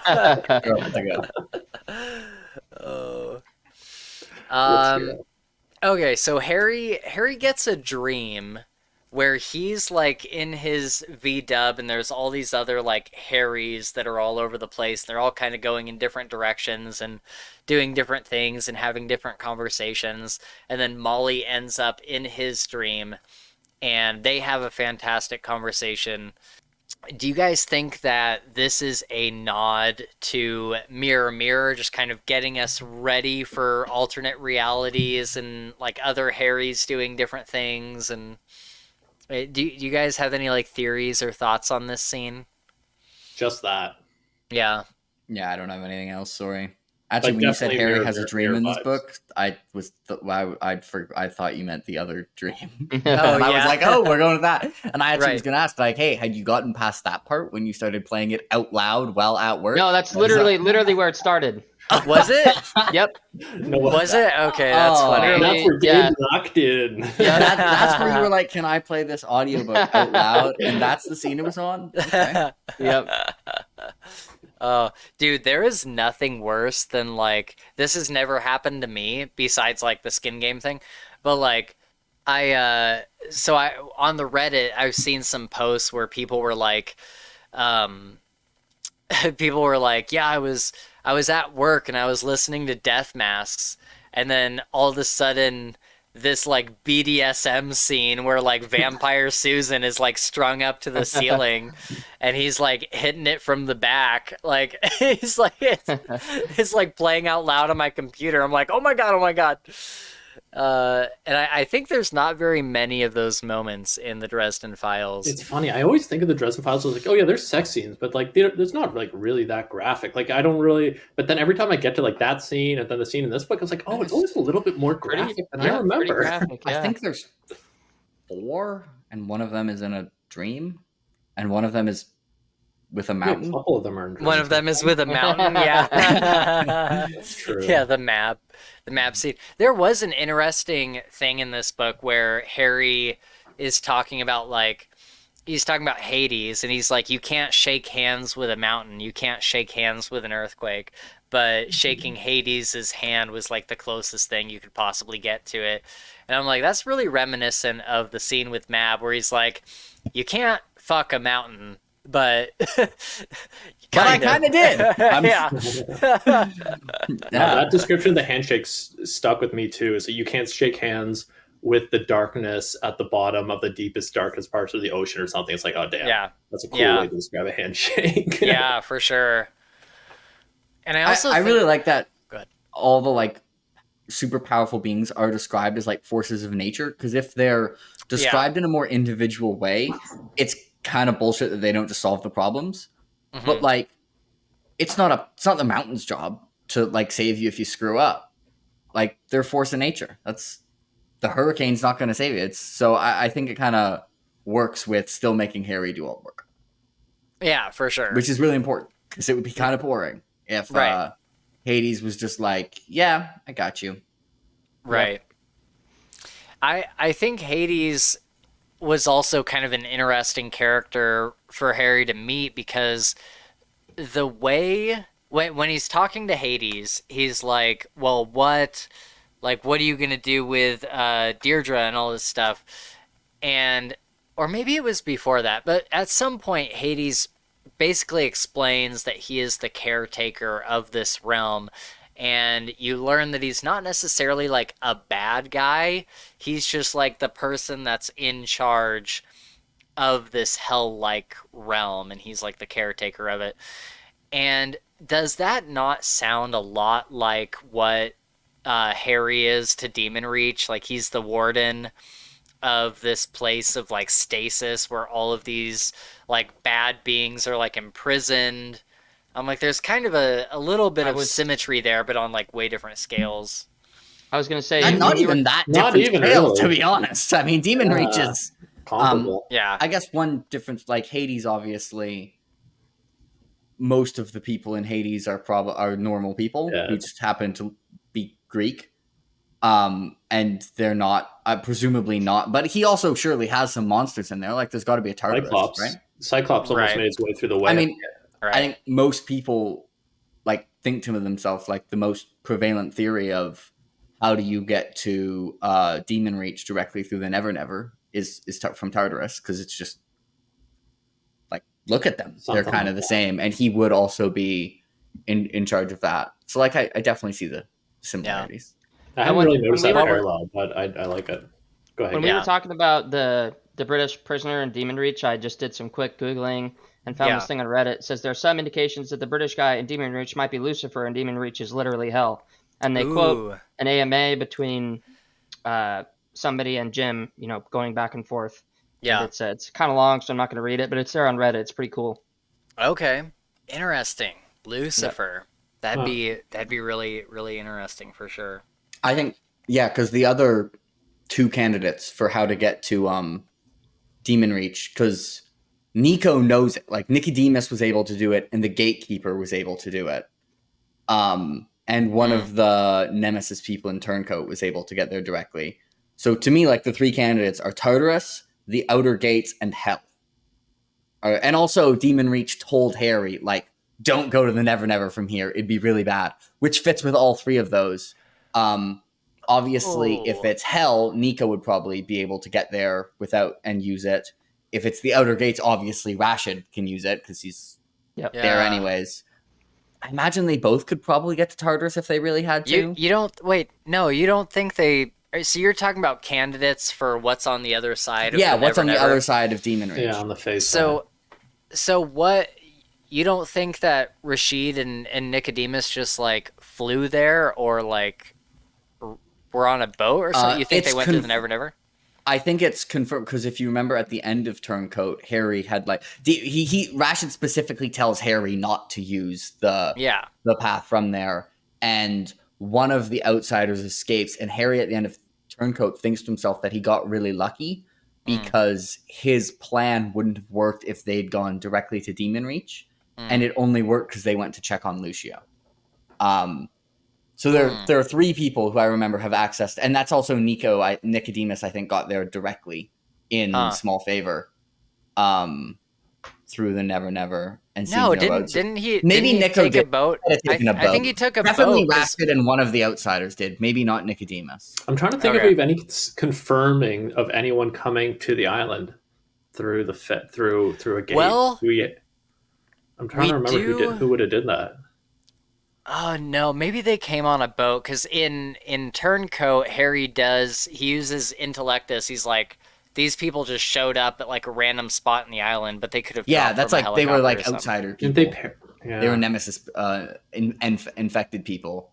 And so there definitely was some, and I believe Rashid in Turncoat, when he talks to Harry, and Harry's like, do I look like I have the master plan? That might have been small favor. Interesting. He yeets himself off. He doesn't take a boat. So it's definitely two. I was wrong about Nicodemus thinking about it, but it was definitely Rashid and one of the bad guys from the climax of Turncoat were able to direct travel. Interesting. I remember Rashid specifically told Harry, like, don't try this. Yeah. How does Rashid exit the island? Do we see how he leaves? I think he goes to the Never Never. Let's see if I can find it really quick. Well, because there's multiple times when he's there, right? Like, there's the one time on the dock with just Harry. Yeah. But then there's the time with all of the senior council, right? Yeah. That's interesting. Okay, but something about me, I doubt the outer gates are on the other side of the Fae. I think Tartarus and Hell make the two most sense. Yeah. So what is Tartarus in mythology? That's like in Hades where all the like really big bads go. Hell, basically. So it's like the supermax prison in Hades, which has a pretty obvious connection. I like the outer gates as the symbolic connection is like, this is the thing holding back the apocalypse in the Never Never, and this is the thing holding back the apocalypse on Earth. Ooh. And also then it just makes sense that Rashid can get there really easily. That would be interesting. But Harry's and actually, because also outer. Rashid teleports onto the dock, so which would make sense because he's on the human side of the outer gate. So it's like right next to it. Anyway. Yeah, and Demon Reach doesn't claim ownership of the dock either. It's not. No. It's not part of the essence of Demon Reach. Right, because What's up, my boy? Mab is able to be on the dock and not be affected by it. That's interesting. So I said, where's the rest of the senior council? This is Harry speaking, and then the person replying is Rashid. On the way, I should think, he said, they'll need to secure transportation to the island in Chicago and then find a way here. But not you. You came through the Never Never. He nodded, his eyes watching me carefully. I know a way. I've been here before. Yeah, I shook my head. I thought about trying to find a way here, but I didn't want to chance it. This isn't exactly Maryberry. I doubt it hooks up to anything pleasant in the Never Never. The gatekeeper muttered something to himself in a language I didn't understand and shook his head. I cannot decide, he said, whether you are the most magnificent liar I have ever encountered in my life, or if you truly are as ignorant as if you appear. I looked at him for a minute, then I hooked my thumb up to my ridiculous head bandage. Dude. So we have a hint that, like, the possibility is, so this is one of the reasons I think it could be the outer gate, because if Harry was infected, that would make sense for, like, him being like, oh, like, wanting to say that he doesn't know what is on the other side for the Never Never, because if he was infected, obviously he would know, because it's outsidery. But, that one is more the me theory. I think fan consensus is probably Tartarus, just because, I mean, look at it. Sure. It's Tartarus, basically. Anyway. Yeah. And we do know Rashid, you know, he might be, he could get there probably, right? Yeah, like he traveled the pathway, the Fae pathway. Yeah, he knows the Never Never better than anyone else. Yeah. Okay. All right. That being said, like, you'd think if he had to get to Tartarus to get there, he would have just gone to Chicago and taken a boat. But if it's at the outer gate, it makes sense for him to just like pop on over, right? Anyway. No, I like it more than I did at the beginning, for sure. Interesting. You've given me a lot to think about, for sure. So my note here is Michael walking out the front door. When everything has gone to hell, Karen has like broken the sword, Harry is in the grips of the Genasqua, and Michael walks out. And, you know, we all know the series of events. I don't need to repeat them for everybody, but Uriel gives Michael his grace and Amarachius. And I love this moment because Michael's telling Nicodemus, he's like, I will walk out the front gate if you let them go. And so Nicodemus lets them go, and he's about to walk out. And then Uriel does all that. And Michael kicks the gate into Nicodemus. He kicks the gate off its hinges, and it hits Nicodemus, and he walks out. And he's just like, what? Like, fuck around, find out. Also, Michael drops so many hard bars in this book. Oh my god! I am not the carpenter to set the standard. Like, come on. Yeah. Oh, it's so good. It's so good. I love this scene. It's probably one of my top 3 favorite scenes in the whole book. It's just Michael like kicking the gate. Oh my god! This book, it doesn't quite have my favorite like end climax. It has my favorite mid book climax though. Yeah, like this one, and I feel like it's not that. I mean, there are some other bangers, but this is my favorite. I think of all 17. Yeah, I mean, then you on your notes skipped over the first Michael chapter, which was the quiet emotional moment you were talking about of Harry going to get he has the broken arm. I love chapter 20. And it's some of, in my opinion, the best dialogue in like the entire series. I love I'm lost. I took every step. I know every step I took to get here, and I'm still lost. Yes. Like each individual decision felt so inevitable. And he's like, how did I stray this far on like every decision on its own seems reasonable to me. And I still have strayed so far. Yeah. And then Michael says, is this the one where he says, do everything in love if you... I think no, it's not. It's not this book. This is he says one of my like the best conversations is he's kind of like I don't know if I would have like for the specifically killing Susan to save Maggie. Yeah. He kind of says like I don't know if I might have made like the same choice. And Harry's like, no, you would have found another way. And Michael's like, you know, I have not had to make choices like that. Like, thank God, literally. Thank God I haven't had to. And then Harry was like, I'm working with Nicodemus. And Michael's like, yeah, but like, you're going to try and screw him over. Right, yeah, we know what you're doing, yeah. I don't think it happens in this scene. I think it happens at the end of the book when Michael goes to Harry. He's like, Harry, you're not asking the right question. The right question isn't what Mab is going to do when she turns into a monster. The question is, what's she going to do when she finds out she can't? Right. Or something like that. And it's like, fuck yeah, Michael. Yeah. Yeah. You are the best. Yeah, this is what you're referencing, Jake. I love this. Yeah. Sorry I keep referencing the tattoo, but in preparation for figuring out like what quote I wanted to have on my skin for the rest of my life, I was reading through like a bunch of like just Dresden quotes, and this is one of the ones that Gabe and I were reading, and I love it.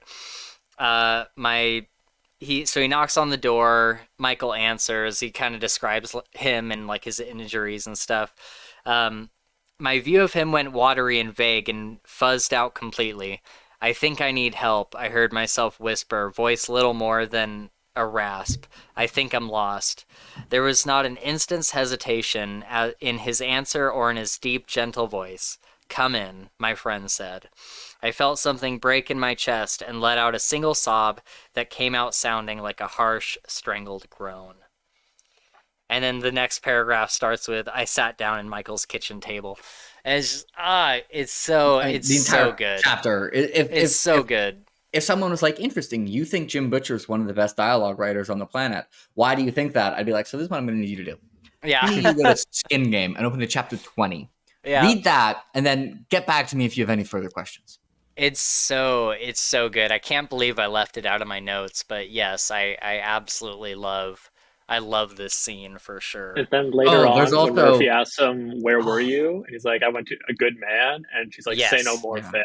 Yeah, exactly. Like, a good man. There's also like, there's so much good, like I just like to, Michael, I asked, do you ever miss it? His smile lines deepened. The fight, he shrugged. I'm very, very happy to have time to spend with my wife and children. I narrowed my eyes. That wasn't exactly an answer. Oh, it's Yep. Oh man, it's amazing. Like all of the stuff with Michael is usually amazing, but this chapter and then the very last like paragraph of this book stand out to me when I think of like the Carpenter household and just how much I love it. The Carpenter household is very similar to like the Weasley household in Harry Potter. Like it's kind of like this place of like refuge and safety and like downtime and like quiet time and a place where you can like get your battle plan together and whatever else, but it's a place of safety and wholesomeness. I think like the best line from that. Sorry, I interrupted you again. But it's like when Michael's like, Harry, I need to tell you this, and Harry's like, oh yeah, like I'm lost, I'm Dan, and Michael's like, you were so arrogant. Yes. And he's like, what? And he's like, I mean, I'm accustomed to a certain degree of hubris from you, but like, this is stunning. Yeah. Even on your scale. And he explains that like the island isn't fun for people. You have this genius Loki relationship with it, like other people don't, and so when they go to it, like they feel that negative energy. And Harry's you're whining about them only coming 4 times. You should be so grateful for having the friends who would be willing to come 4 times and just right. No.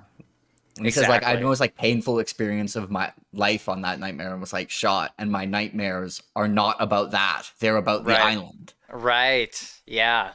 It's very true. It's very true. All right, we just had to talk about chapter 20. I'm glad you brought that up. That's like a really, really good chapter. So Harry, so this is later on. It's after Michael like kicks down the gate and everything. Harry talks to Maggie for the very first time, and I cried. This chapter, this specific part of the book, it gets me every single time. I don't think there's a single time that I've read this part of the book and didn't cry. It literally gets me every single time. And my favorite parts are, I mean, there's so many. I could literally read like their whole dialogue and it would be so good. But she like gets him upstairs and she's like, "Do you want to tuck me in?" He's like, "Of course." So he tucks her in and he's like reading the story and she's like, "I don't know, like the characters didn't sound right or whatever."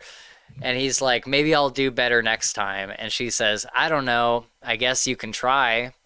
And like, oh, dude, for some reason that just like that gets me, like, because I love the idea. I don't know. It's kind of like reminiscent of Harry's whole like past few years of trying to be involved with Maggie, or like struggling with whether he wants to be involved with Maggie or not. Like, oh, maybe I'll do better next time. I guess you can try.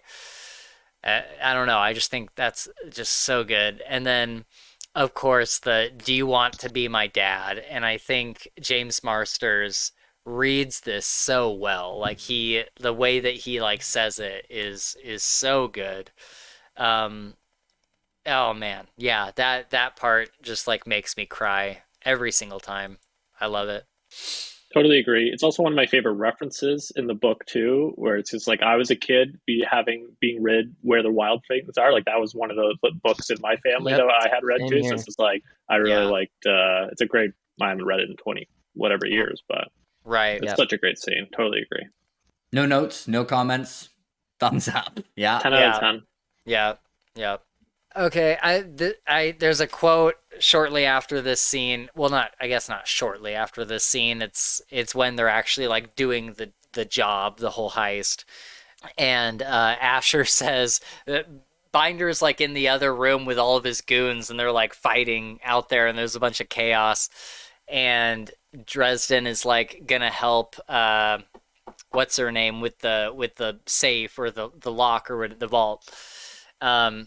And he's like, "I got to take my manacles off." And Asher says, "Dresden, if you take the manacles off, you'll blow the whole job." And from the other room, you just hear Binder yell, "I love it when a posh bird talks dirty."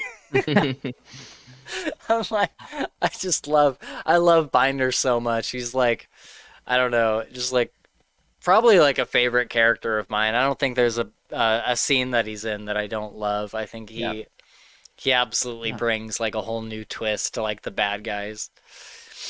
I have to go back to good old chapter. Do you want to be my dad? Because there's I think also Charity stuff in this chapter. Yes, just as also being really incredibly good, because she's obviously now facing like she's used to Michael being retired. It's probably like it was already hard to watch Michael go off with Harry, but it was the status quo, him going into danger, and now she's obviously like. What happened to Michael was horrible, but she must have felt like relief in the last 2 years that she doesn't have to worry about him going and like night at a crossing, and now she has to like re-accept it again. And then the conversation with Harry about how children need their fathers, and you know, I'll save him or die trying. And he's like, Michael, you know, I'll bring him back or die trying. And she means, you know, I meant you. Like that child has been through a lot, and she needs you in her life. But also, I'd really like it if Michael came back as well. Right. Exactly.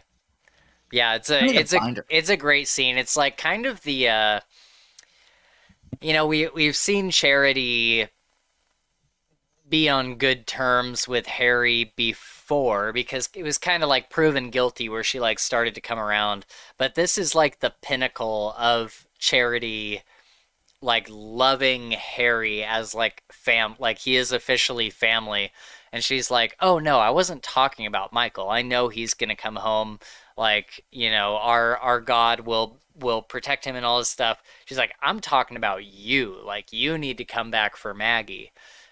And yeah, it was just a great moment, because if you look at the scenes prior to this, she was always like yelling at Harry about like, you're taking my husband away from his family and like all this stuff. And now she's kind of flipped that to where she's like, no, I want you to come back safely, which is great.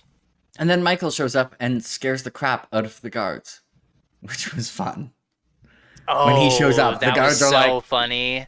Yes, Nicodemus is like, I know who's with Harry, let him in. some men fall from grace, and some are pushed. Yeah, that would be a tattoo contender as well. Actually, yeah, that's a good quote. It's a good quote. And that would apply in non-Dresden ways as well, and you wouldn't get strange looks from people who saw it who had not read the Dresden Files, which I feel is one of the criteria that you two were going for, right? Yeah. Yes, exactly.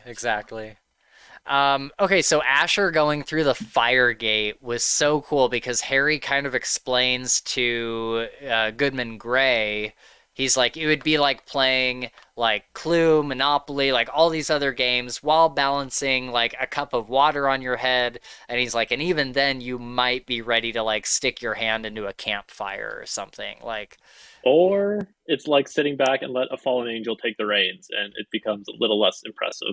Right, but at this point, he doesn't know. In fairness, Asher was pretty damn good with fire before she got Lashiel, because she had defeated the... I think this is more Asher than it is Lashiel. You're probably right. I can still hate Harry's explanation, because like what he described is impossible. It's just like I guess it's a what's it called, a hyperbole, but it's just like, I think there's degrees of concentration, and like to be among the best in the world of stuff. It's like, so it is hard to actually conceptualize how hard it is to be as good at chess as like Magnus Carlsen. And I think this is one of those things where it's, for someone who isn't literally one of the best people in the world at fire magic, it's hard to truly describe how hard it is.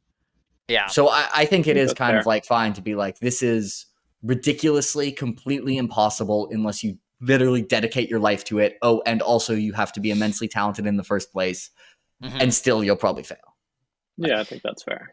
Yeah, I think what Harry was just getting across was like, there's no way for me to adequately explain what casting a spell like this is like, and so you have to understand like how many like things you have to hold in your mind all at the same time. And to your point, like, I think that like, yeah, Lashiel was probably like helping with it, but Lashiel can't like do it. Like, she can only like explain things and like cast like illusions from your perspective, not like affect anything actually out in the world. And so it might be that Lashiel like kind of did like an overlay for her and like helped her like organize all the spells that she needed to like push the flames away from herself. But still, like at the end of the day, I mean, just like we saw with Harry, like it comes down to the caster at the end of the day. And they're like, just the amount of work that she's going through just to like walk through this furnace was just awesome. Like, I love thinking about this stuff. Whenever Harry like talks about how a spell is actually like put together, or like what kind of like mental state you need to be in for it to work, I love that stuff. And so I love thinking about her having all these like formulae and like all this stuff that she had to like imagine in order for the spell to actually work. And then of course we get the salamander, and like Nicodemus like throws his sword into the salamander. That was sick. I love that. And I love that gave Michael an advantage in the duel later because the sword was partially melted. Right. And I love that. I love that Harry mentions, he's like, a sword is hard to throw, but Nicodemus is also like thousands of years old, so I'm sure he's spent the occasional afternoon just throwing his sword in boredom. Like,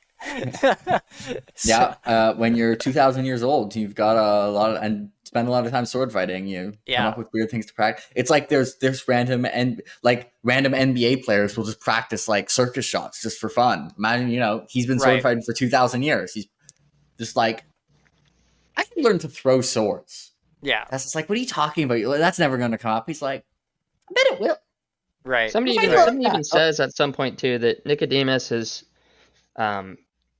or something about Nicodemus has knows more swordplay than the world's forgotten or something like He's that. forgotten more swordplay than the pale modern world knows. He says it to Murphy. Yep. Right. Yeah. Somehow I knew what you were going to say. Like, I'll just stop myself from interrupting you when you were like, Nicodemus says, I'm like, he's going to say the line about forgetting more about swordplay than the world knows. That was I can see the future moment that happened every once in a while. I love this quote. That's it's when they're at the blood gate and Nicodemus is like, first he's talking about sacrificing Valmont, and Michael says, if you harm a hair on that woman's head, Dresden and I will fight to the death. And Harry says, right, we will. Fight you, not each other, in case that wasn't clear. That was the part that got me to laugh the hardest, I think. Grammar's important. Yeah. Right, we will. Fight you. Not each other, yeah. That was pretty great. We kind of talked about Hades taking Harry to his lounge. Did anybody else have any more thoughts on this scene? Like Hades taking Harry away in the puff of smoke? Super cool. It was a good oh shit moment that got turned into never mind, this is cool moment. Right. Yeah. It's like, oh my God, what's going to happen? And he's like, I just wanted to shake your hand and wish you luck. It's like, holy crap. Okay. That was cool that he had a crown. I'm pretty sure it was a crown made of Mordite. Mordite. Oh, yeah. I thought that was cool. Yeah. I learned the etymology of the word Cerberus, which I did not know before. Yeah. Spotted. Spot. That's funny. And back to the crown though, too, if you think about it, like Mordite, it reacts in a way where it's going to attack anything that's near it. So his will is constantly being exerted on this crown in order for it to hold its shape. I'm like, that's pretty sick. That's pretty sick. And also that Mordite is, it's literally the absence of life. It's like just death. Right. Yeah. Antimatter. Yeah. Antimatter. So I remember in Death Masks, obviously we are introduced to Mordite and Nicodemus. Yep. And I remember the first time reading that book as a young lad, I was like, well, obviously they're going to use Mordite to kill Nicodemus because like that like it won't, his thing won't be able to save it from him. And then it's like, his weakness is like you can strangle with the own noose. And I was like, wow, surprised it wasn't Mordite. Do you guys think Mordite can kill Nicodemus? I feel like it has to be able to, right? Dude, like, I think, well, here's the bigger question is, do you think Mordite is going to play a big role in the series in general? Like, do you think it's going to get used? Although Stars and Stones, it could definitely be the stone in the Stars and Stones. Mordite is also like, directly controlled by will, right? Like, that's why they have the Battle of the Will. So I would assume that Nicodemus's will is probably a lot stronger than any other being on the that's real. Yeah, it'd be hard to hit him with the Mordite, but presumably... But I'm just thinking for like if you get a bunch of Mordite and then one of the coins, like I don't see any reason why the Mordite wouldn't destroy the coin. It's kind of interesting. Yeah. Does it destroy matter or does it destroy? Clue. Anyway, I feel like it could kill Nicodemus. It destroys everything it comes in contact with. But it's been a while since I read the early ones. Yeah. Or I think we see Mordite before this in like Death Mask Turncoat Skin. Small favor. Yeah. I think. Yeah. I don't remember. I remember it in Turncoat because it's like Turncoat. I'm thinking in the council. Yeah. Sorry, Turncoat. Yeah. Yeah, you're right. I don't know. I'm interested to see what happens with Mordite because I think it's been brought up enough, but it's kind of been used as a thing that's been in like the back pocket a couple times, just like this thing that gets thrown out there like, oh my God, it's Mordite, and it's this huge thing. And I'm like, will it play a big role in the big apocalyptic trilogy? Because all they would have to do is just release Mordite into Chicago and it would just kill everything. Anywhere and it would be bad. Yeah. So I don't know. I'm interested to see what happens with that. But so Harry starts taunting Nicodemus with the cup, and this is the moment where Nicodemus like figures out that Harry is also a father. And I love these quotes. I bet it took years to figure out who would die and still pull the lever for you. Did it hurt when you realized what you'd have to give up? And this moment in the book makes me think so much because Nicodemus has lived for so long and he's screwed so many people over that it's like, yeah, like who else would he have that he could trust to kill, and then they would also then pull the lever as a spirit. Like, oh man. So I remember I mentioned earlier, like earlier in the book, he was able to meet Uriel's gaze and face every shameful choice he's ever made. Do you think he still could after this?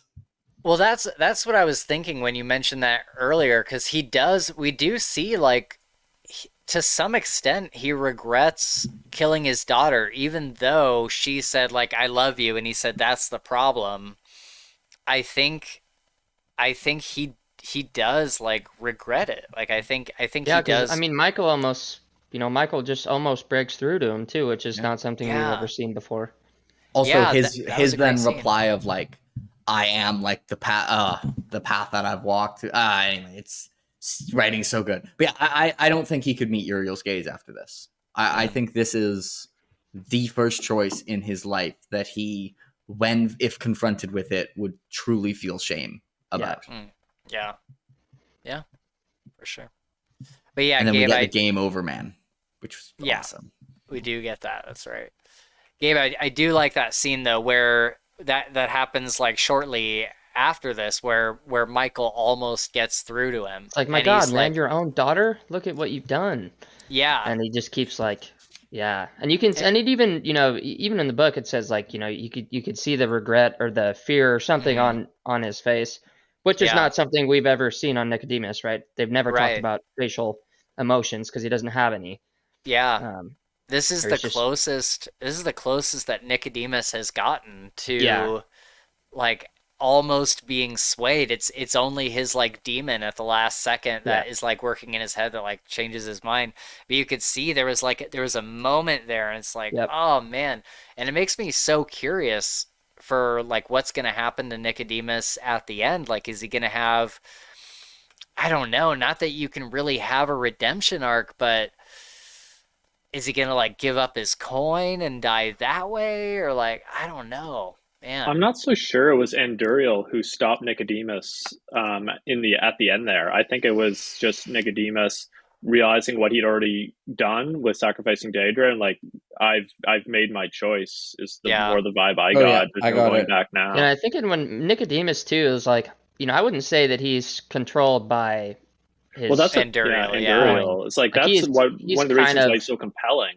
Yeah, he's really in charge. Yeah.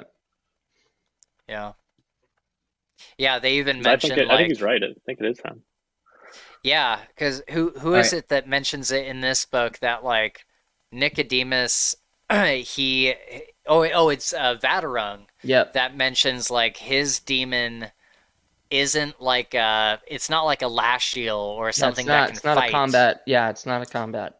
Yeah, it's more like information. That being said, for Anduriel stopping him, we got, let them win, Nicodemus said. I do not dance to the fallen's tune, knight.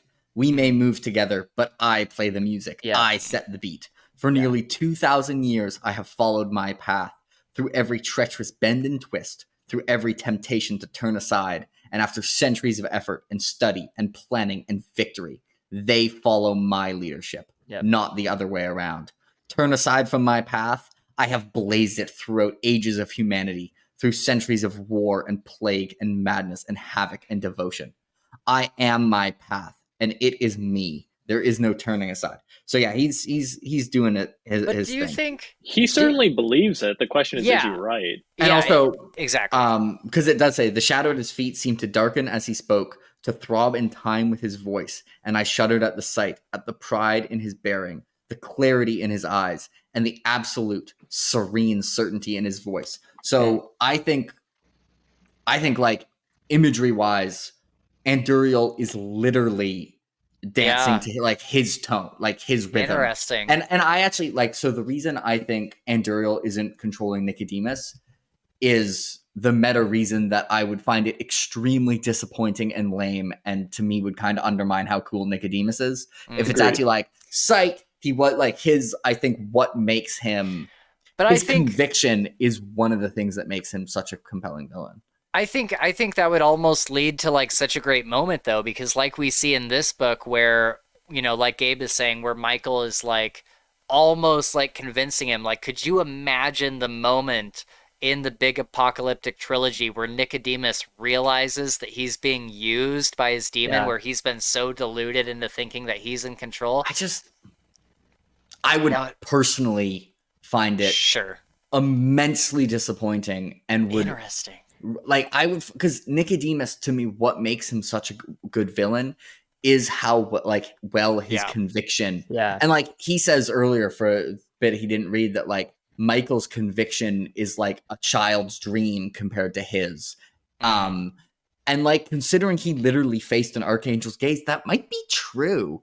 And it's kind of be like, all right, what is his character right now? And then what is his character if he's been duped for 2 millennia?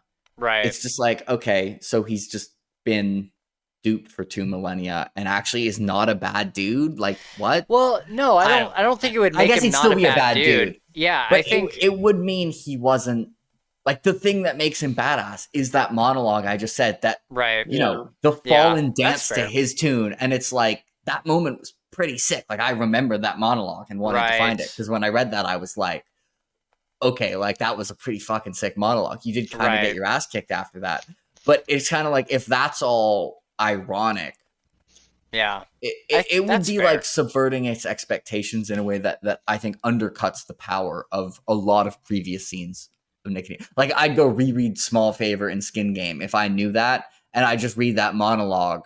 And I'd just be like, yeah, that's all not true. I think, actually, never mind. Whoops, spoilers. Never mind. There's other, well, actually, I won't even say that. Never mind. Like, truly hope that isn't the case. It could be. Like, there's no. I was thinking it might be the case with another character, but spoiler territory. Yeah, and I think for most other characters, it wouldn't ruin it to as much of a degree. I think I have an idea who Gavin was talking about, obviously. I'm just working it through in my head, and there's all sorts of problems there too, actually. So but anyway, we can't have that discussion. So, but like, if Tessa was actually not in control, and Imario, and like her fallen angel was like mostly in control, I'd be like, yeah, sure. Whatever. Yeah, like, who cares? Right. But for Nico, I think it would undercut a lot of what makes him one of my favorite antagonists. Yeah, that's fair. That's fair.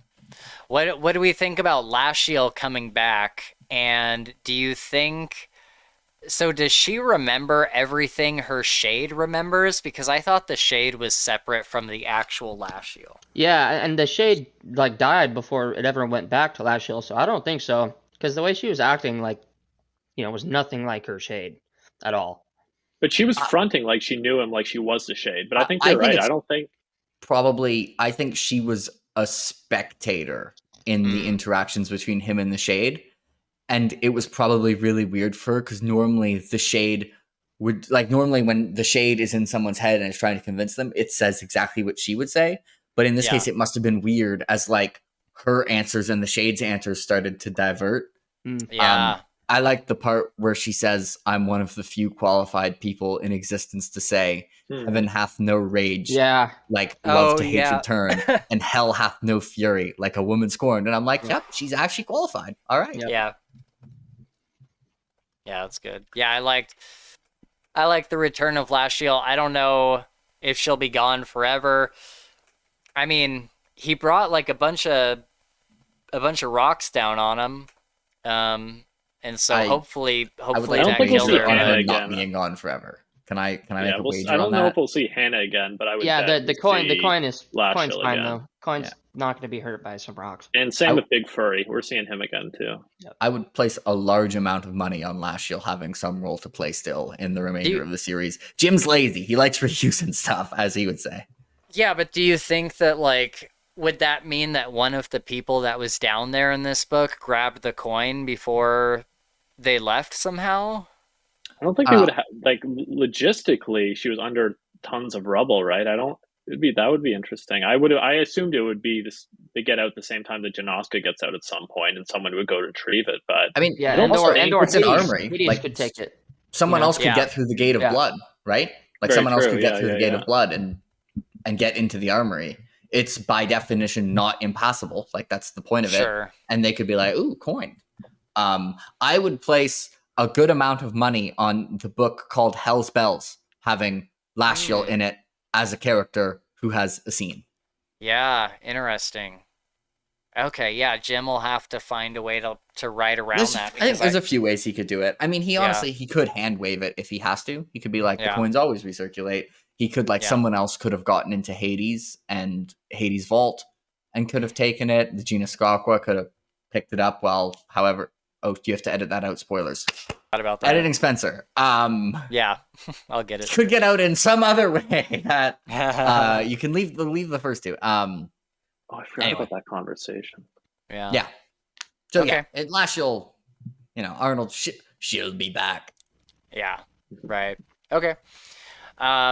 Okay, so I have a quote from Harry that's in chapter 46 about why he loves magic, and I always really liked this quick little monologue. It's when him and Asher are about to fight, and she's like, I have all this power and everything, and he's like, and right there, she showed me the fundamental difference between us. I loved magic for its own sake. She didn't. The art can be a lot of work, and it can sometimes be tedious and sometimes even painful, but at the end of the day, I love it. I love the focus of it, the discipline, the balance. I love working with energy and exploring what can be done with it. I love the gathering tension of a spell and the almost painful clarity of focus required to concentrate that tension into an effect. I love the practice of it as well as the theory, the research, experimenting with new spells, teaching others about magic. I love laying down spells on my various pieces of magical gear, and most of all, I love it when I can use my talents to make a difference in the world, even when it's only a small one. And then he says, like, Asher just, like, enjoys blowing stuff up and burning things down. But I love this little paragraph because it really gives you some insight into, like, how Harry looks at magic, and we knew this before, but it's just a good quote, I think. I agree. I think I've said on one of these podcasts before that I think Harry's fundamental faith in magic itself being a force of good is, to me, one of the most important aspects of his character. Yeah. And I mean, there's a reason the symbol of faith he uses against, like, vampires is the magic. The pentacle. The pentacle. Yeah. That's cool. The Janoskwa getting pummeled into a bloody pulp from the giant ice blocks. This was so great. And, like, Harry just makes it through and turns around and he goes, "Parkour, bitch." I love that. I love that so much. That means we've also zoomed past the Goodman Gray reveal. The game over, man. Yeah. Yeah. And also a really fun one is random detail that I noticed on my 10th or 11th reread is how much smoother Goodman Gray is at using their communication system than Harry is. Yeah. Normally throughout the book, like, Gray's asking Harry a question, and he'll just start it off with the real answer, and he'll just be like, yes. And he'll just do sarcasm to make it, like, not count. Goodman Gray gets answered like, did you kill, Anna Valmont? No reason not to. It's so much smoother than, no, of course I did. Yeah. Like, and I just think it's funny how much smoother Goodman Gray is. Right. Yeah. It's fun to read the conversations for real. That's something I, like, particularly look for every time I do a reread of Skin Game, because I still don't think I've caught every single line that Gray says starting with wizard. There's not many. They only do the code a few times. Yeah. And usually, like, it's him asking that I Harry. can remember. I think this is the only time where he's using the code because Harry's asking him questions. Yeah. And he's so much smoother than Harry is. Yeah, for also, sure. I like that Jim deliberately took the time to make Harry less smooth. Like, he could have just made everyone smooth at it, could have made it everyone not, but he's like, no, Harry's not that smart. Like, he's gonna be a little rough. Yeah. Jim has a tough time, like, writing a first person. Like, it's tough to do stuff like this because Harry, so he has to do this a couple times. He did it in Turncoat. He did it here, and it's a trick he has to do. And I think it works. It works pretty well. For sure. I love a couple Michael things. Is Harry says to Michael, Phidilacius is gone, Michael. Sometimes the bad guys win one. And he says, sometimes they appear to, but not for long. How can you know? Harry says, I can't know. That's why they call it faith, Harry. I love that quote. And then I also love how, like, anytime somebody needs to, like, confirm the truth, they turn to Michael and be like, do you promise, Sir Knight? Or what, do you give your word on this, Sir Knight? And if it's something that Michael agrees with, or if it's something that truly happened, he's like, yes. And it's like, what a reputation where, like, everybody knows that Michael will not lie. Like, he will not lie. And so whenever they need something confirmed, they turn to him rather than Harry and say, can you confirm this? Like the most recent one is on the way out. They're telling Binder what happened, and Binder turns to Michael and he's like, Sir Knight, would you give your word on this? And I don't know, I just think that's cool. It says a lot about Michael and how other people view him. Polar opposite of Nicky and the Nickelheads. They will lie to you and betray you every time. In fairness, Harry's good to his word as well. Very consistently. Yeah, but nobody trusts him. And actually, more and more as he, I think, interacts with Mab, he becomes more and more like, I think he's starting to more and more believe that you don't need to lie as much as you think you do. And there can be more power in, but I mean, Michael is more trustworthy than anyone else there. Nicodemus is like the least trustworthy person ever. And at the beginning of the series, Harry's like biggest problem was lying to everyone and like telling them like or just not giving them any information. He's gotten a lot better about it. If you think of Daedra said like that Harry couldn't imagine like the type of trust she has with Nicodemus. And I think her reasoning is pretty flawed because she's known Nicodemus for like way longer than Harry has known people. But Nicodemus is also inherently much less trustworthy than Michael. Like, you don't need to know Michael for 2,000 years to trust him implicitly like you do with Nicodemus. So I think she doesn't understand that Harry can trust people as deeply as she trusts Nicodemus because the people he trusts aren't lying, evil, murderous villains. Right. Yes. That's a good point. I didn't think about that. Yeah, so it's like, you know Michael for 10 minutes and trust the guy. Like, right. Yeah, like Binder barely knows him, but he knows him by reputation well enough to know that he can trust him. Deandra has only just started trusting him after 2000. I know, yeah. In fair, it probably took like 3 or 4 centuries. Took me a while, but I'm there, father. Yeah.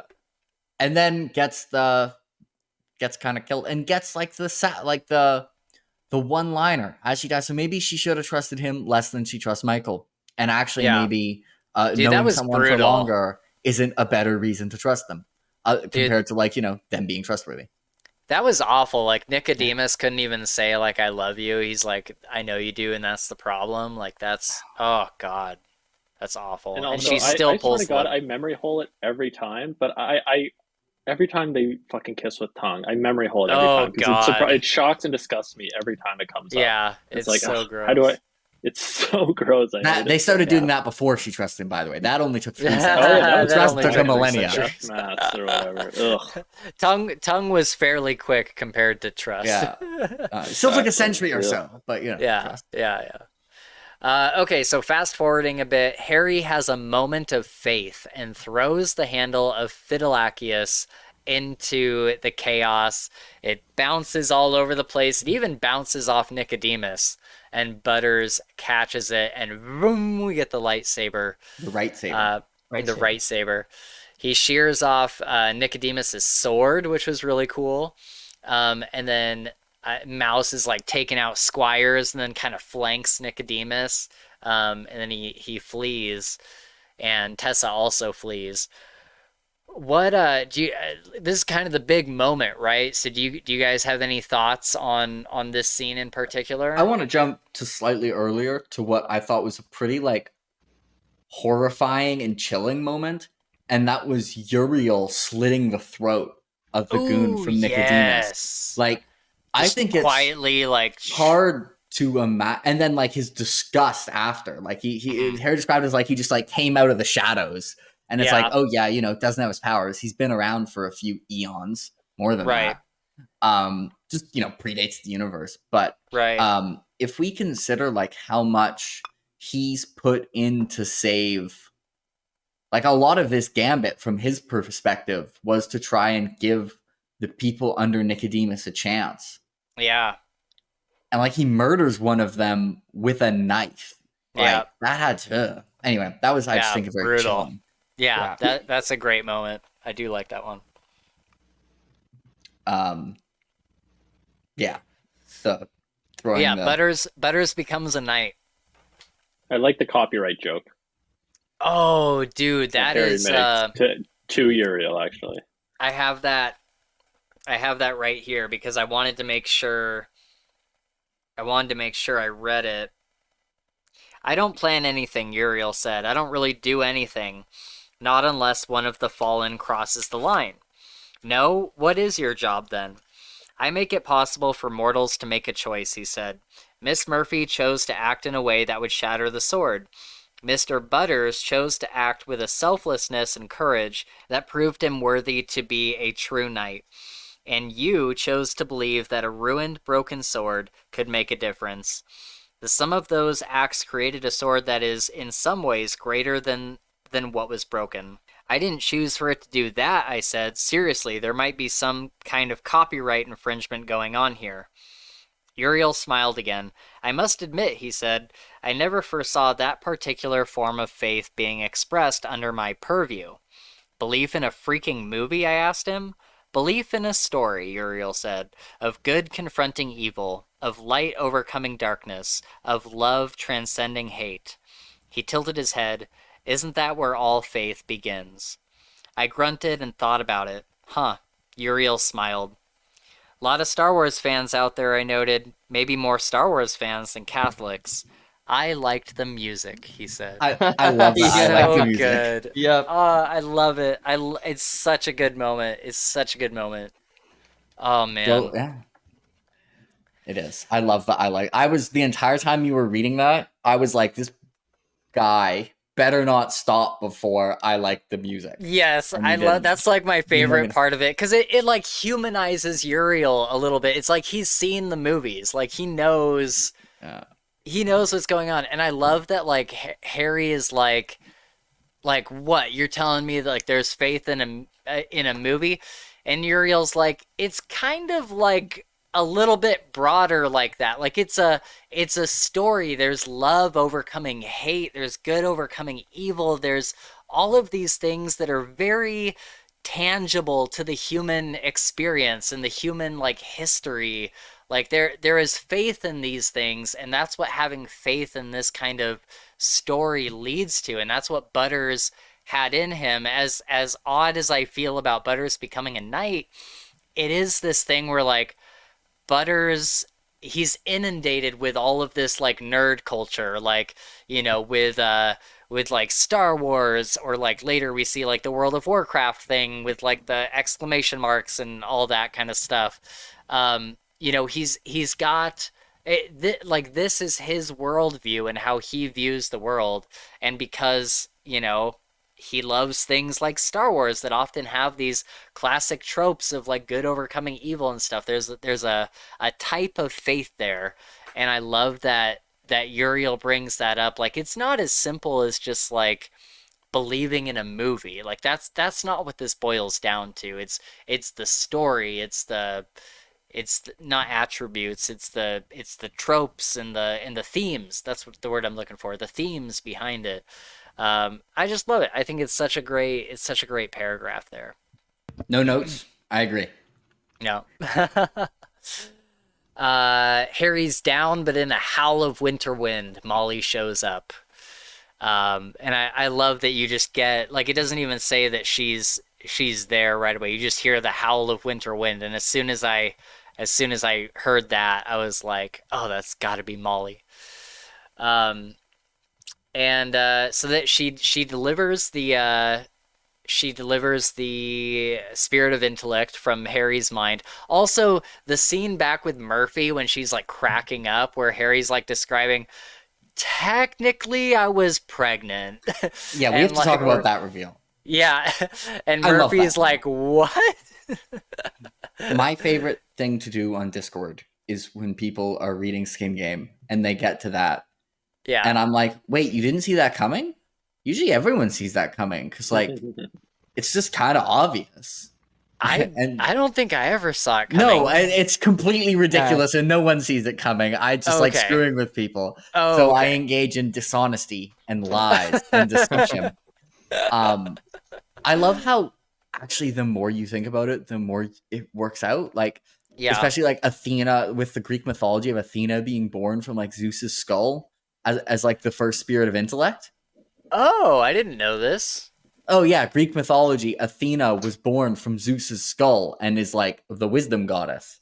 Whoa. Okay, that had to be a direct reference. That's interesting. 100%. Yeah. Yeah. I think I feel like it's either a word of Jim that is mentioned that, or it might even be in one of the books that it's similar. And I know he got asked recently, like, the reason Bob lives in like a skull is that like the person whose head he was born from didn't have a molly to perform surgery, so the person died and he took up his skull. Yeah.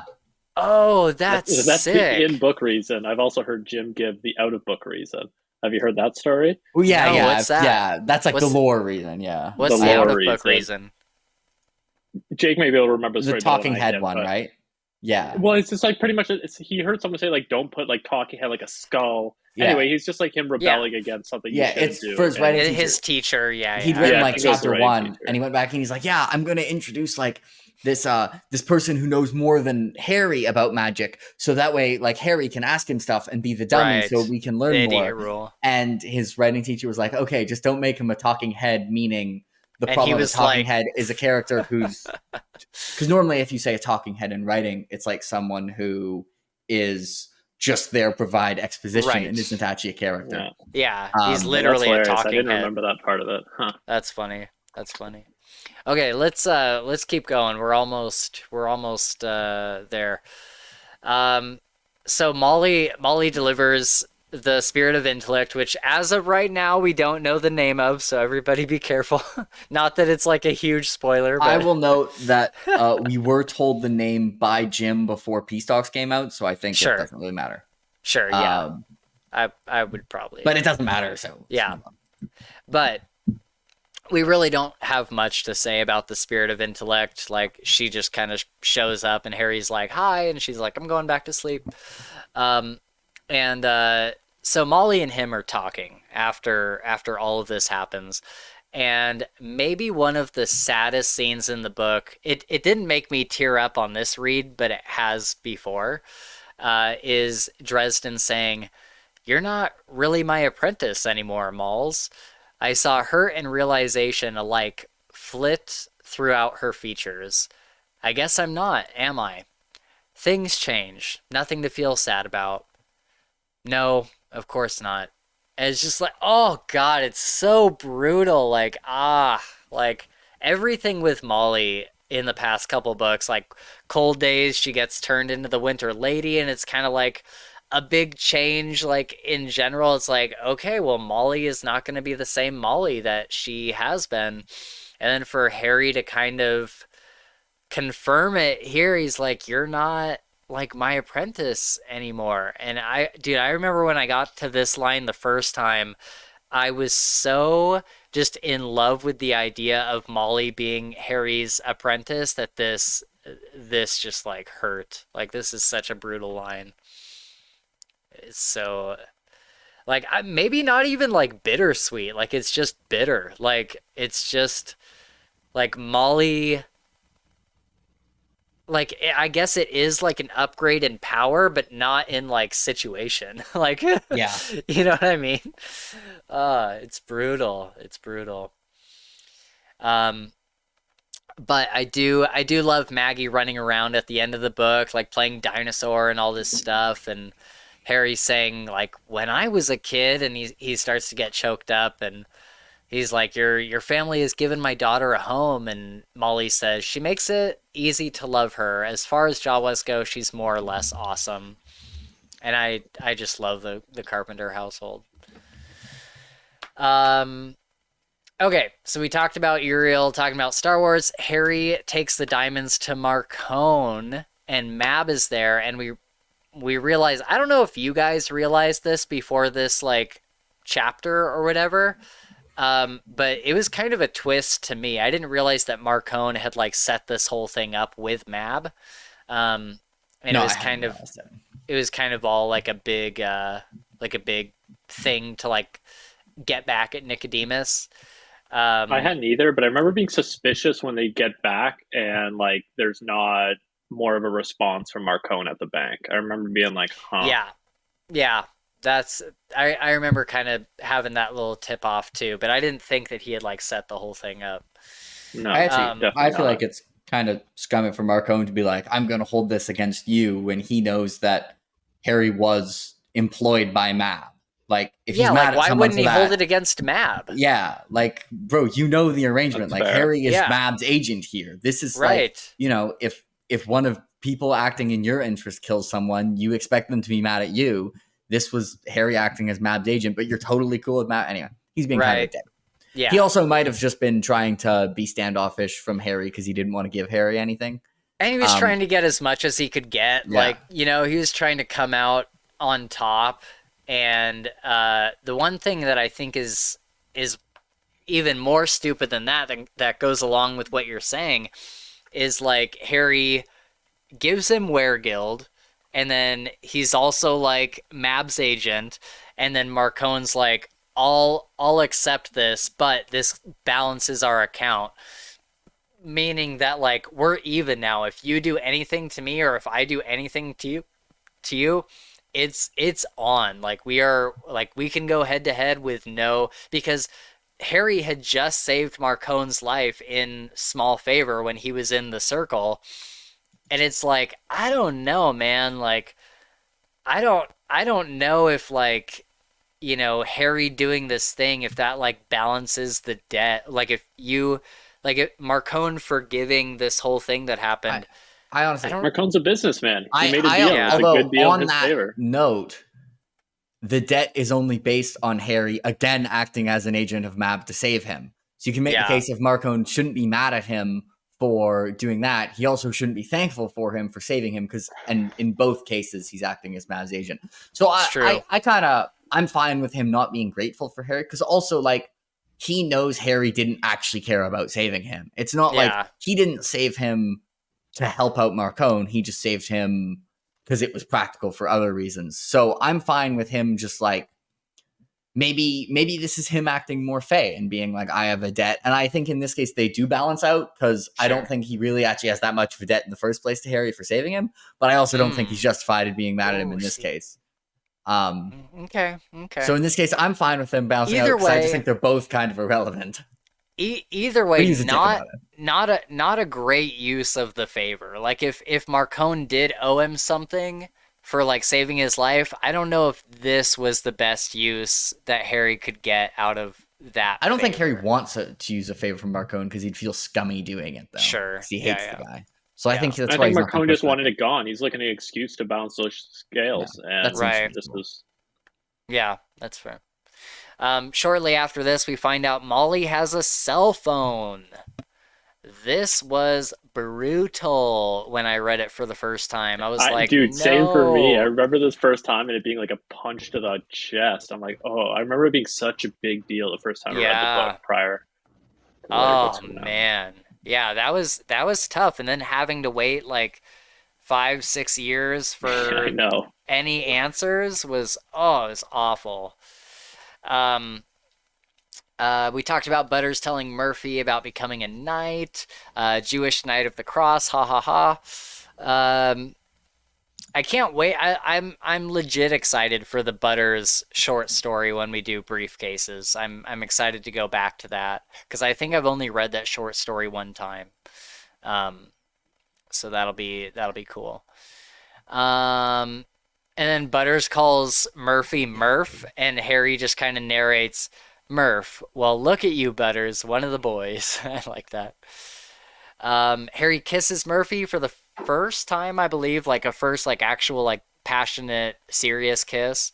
And he says, we have things to do, things I've only dreamed about. And she's like, well, is that what was happening the other night? That was a good scene. It was a good scene. I remember when I first read this, I was glad that they're finally together. This is kind of the start of their like first like actual relationship with each other, which is good. And then finally, Michael, so this is where we'll end it. Michael and Harry sitting on the porch with Maggie sitting on Harry's lap. This is one of my favorite Dresden endings.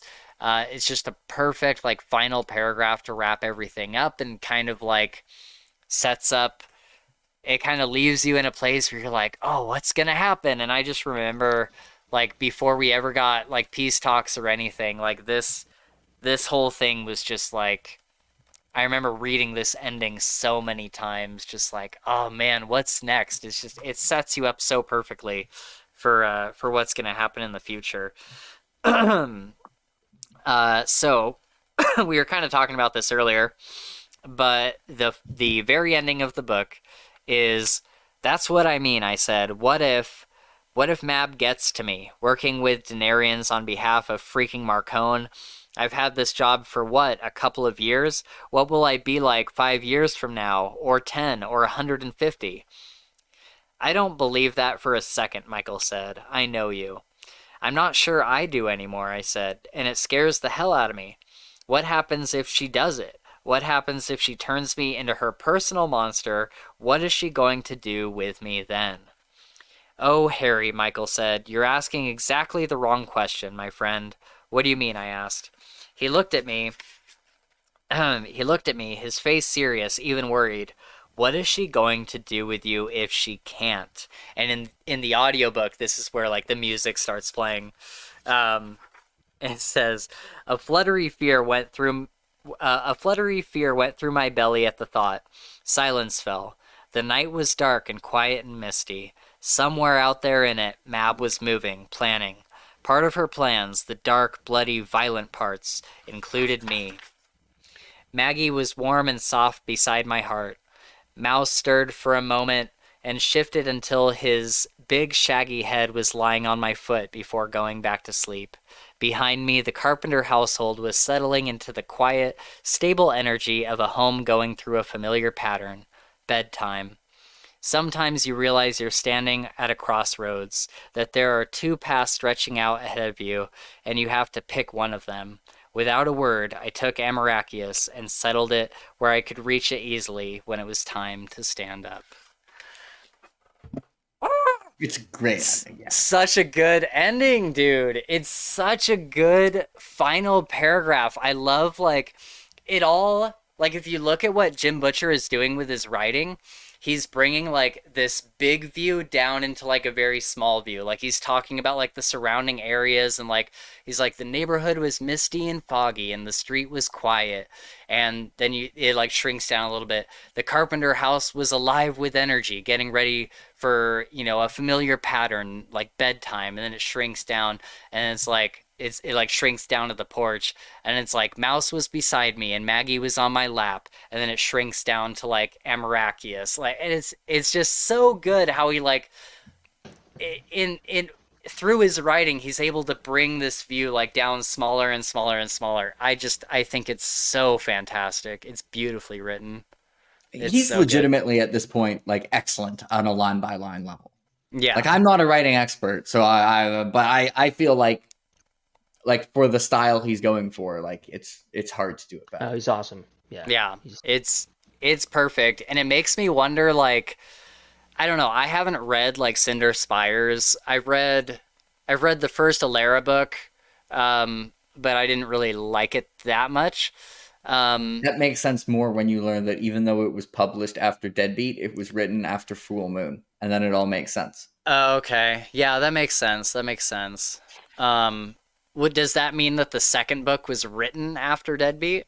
I think the second book was written also, like, I think they like got published later, but it does a Dresden where like I think book 2 is noticeably better than book 1, and then book 3 is fucking awesome, and then they're just kind of okay. Maybe I think like if you don't like book 2 more than book 1, you're fine. If you don't, if you get to book 3 and you're not sold, like I don't think they get better than book 3. I think they're just like It just climbs to book 3 and then like stays kind of the same. Okay, that's fair. And I haven't done Cinder Spires either, but I'm just like, I don't know how Jim Butcher could top the Dresden Files for me. And so I'm like, I'm like reticent to read Cinder Spires, but I would like to eventually. Good. Yeah. I think Aeronauts Windless is pretty clearly his best first book in a series. Like, it's pretty clearly better than Stormfront and Furies of Calderon, but also it's pretty clearly not as good as the best books from either of his other series. Okay. Interesting. Okay. I'll have to check it out. Okay, so final thoughts as we get out of here. We do see Goodman Gray again at the end of this book, and what do we think his deal is? He talks about having to pay the rent, and we don't really know. Is it at the end of this book where Harry like sees his eyes, or is that a different one? Yeah. He's like, you're a Nagloshi. You're a Nagloshi? You're a fucking Nagloshi? He doesn't swear that often. Yeah, I have a feeling that Gray is like literally just because, you know, his fee's what, $1 or something like that. Yeah. I have a feeling like he's just like this is just what he does to like keep things interesting. Like, it's just, he's been alive for so long and he's, you know, a shapeshifter, can't really do anything else. Yeah. I get the impression he has to like do good things in order to like stave off the corruption of like the Nagloshi have. Because it's like, there's a specific mention that he's like, you got to pay rent. Capital. You guys read the rent. Goodman Gray short story, by the way? What? I have. There's the Goodman Gray POV short story. It's not in Briefcases or because it came out after Briefcases. Have you guys read it? Really? When was that? I have. It's really good. I'd suggest reading it. I forget I think it came out before Peace Talks, but after. Is it a microfiction or? No, it's a short story. No, it's a full. No, not a novella. What's short it story. called? I don't think you can get. It's in an anthology. Let me see if I can find it. I have it on my Interesting. I have not read this, but I would. Yeah, love I would like to. I would like to. So don't ruin it for me. Yeah, don't ruin it. Yeah, I was gonna say. It's just based on what we know from Skin Game, though, like it is. Yeah. He mentions it's capital R rent, which I think is a way of framing it that's weird. If this is just like a hobby, so to me, I have the impression he does nefarious things for money, but he has to do some degree of task where he's being like a good person, I guess. Yeah. Of some kind. I don't know though. Well, because he mentions, my thoughts are along those lines. He's like, my father was a piece of work too, and like I try not to be like him essentially. And so it makes me wonder if like, he's kind of like doing like a karma thing. Yeah. Also, like if he was actually only $1, then everyone would hire him for nefarious things. I think Dresden is able to hire him for $1 because Dresden is trying to do good things. Gotcha. Yeah, that makes sense. I kind of wonder. Is on Demon Rage, huh?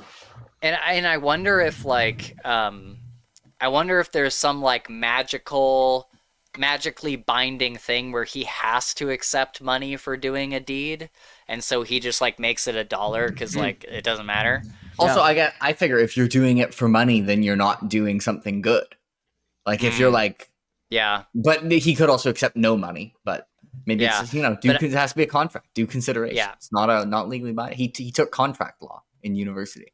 Yeah, I think there's some, because it otherwise it makes no sense for him to just take $1. So I think there has to be some binding thing where he has to be paid for what he does, or he has to accept some sort of reward for doing something for somebody else. There's got to be some magically binding thing. Sure. But I don't know. I don't know what the popular theory is for him, honestly. I think he's gonna play a role in the professional wrestling one, right? Yeah. Like I think the premise of that is supposed to be like there's a murder mystery and there's like among all the gods, and Hades is like, I know a guy. Okay. Yeah. Okay. And so he'll be in that. I hope he plays a role in more things because I like the stuff he's in. The Goodman Gray story is called Monsters. Monsters, yeah. Oh, sweet. Okay, we will have to check that out for sure because I'm very, very interested. Does it, without spoiling anything, does it give you answers? Nope. It gives you questions. Really. Hints. Okay. More hints. Cool. All right. Okay, so then, yeah, any other final thoughts before I kind of like wrap up? There we go. It's in an anthology called Parallel Worlds: The Heroes Within. Okay. Does that anthology also have the Toot Toot story, or is that a completely No, different? it's older. It has a random Sun Eater story. Parallel what? Parallel Worlds: The Heroes Within. Heroes Within. All right, cool. Okay, I'll have to check that out. Have you guys read the Toot Toot story? Yeah. Is it good? I don't think I've read the Toot Toot story. I've read the Good and Grey one. It was good. The Toot Toot one. This was funny because I bought this when it came out, literally just to read the Goodman Gray one. Same. And I was kind of like, I don't know if that was good. But then later I got to read the Sun Eater one, and the Sun Eater one is really good. So it worked out. Did you read any of the other short stories, or are they all? I haven't. Maybe I will one day. Yeah. Every anthology I've bought, I've only ever read one story because I've only ever been interested in one author, like George R. R. Martin back in the day. Yeah. Friggin' Rothfuss back in the day. Not much of a short fiction person. Hopefully that's all gonna change, because like he put out The Law, which was just by its own, and so I mean that was way longer. That was like a novella. My first ever audiobook. Yeah, and that was an audio original. It made me get Audible for the first. By the way, pro tip for the Toot Toot one: if you go to just Amazon and you look at the sample of the anthology that has a bunch of stuff, I believe the sample of the anthology is just the Jim Butcher story. Oh, that's no way. You actually don't have to, because Little Things is the Jim Butcher one, and if I'm looking at the sample right now, it ends at the end of Little Things. So all of you can read it for free without breaking any laws. But you have to read it. It's not like the Audible sample. Let's see where the Audible sample ends. That's okay. We can. The Audible sample is 4 minutes, so I doubt the Audible sample gets all of it. But you can read it. That's cool. Just the Amazon sample. Okay, cool.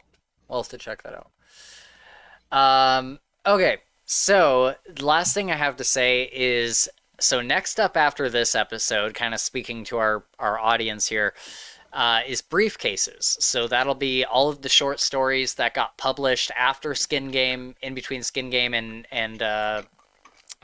Peace Talks. So that'll be our next one. I'm not sure. Like, maybe that'll be in December, but I'm not entirely sure. Probably more likely it'll be like the very beginning of January or something. And then we'll be doing Peace Talks, and then we'll be doing Battleground Part 1 and 2, and we'll find a halfway point in Battleground to split it.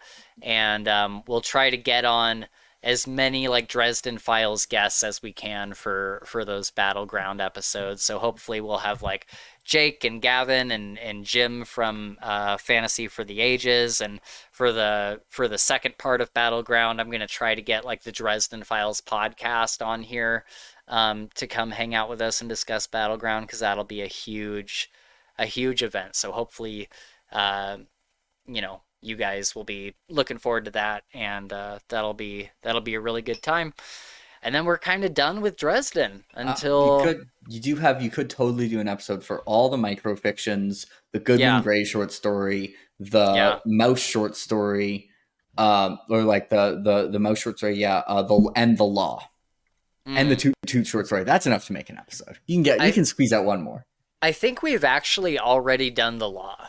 I think we've. I think we did an episode for that when it first came out, and we just kind of made it separate from the spoiler thing that we do here. But we can still definitely make a video off those things that Jake said too. Yeah, plenty of content for one more. Yeah, without a doubt. Well, Jake and Gavin, thank you so much for hanging out with us today and talking about Skin Game. It was a ton of fun.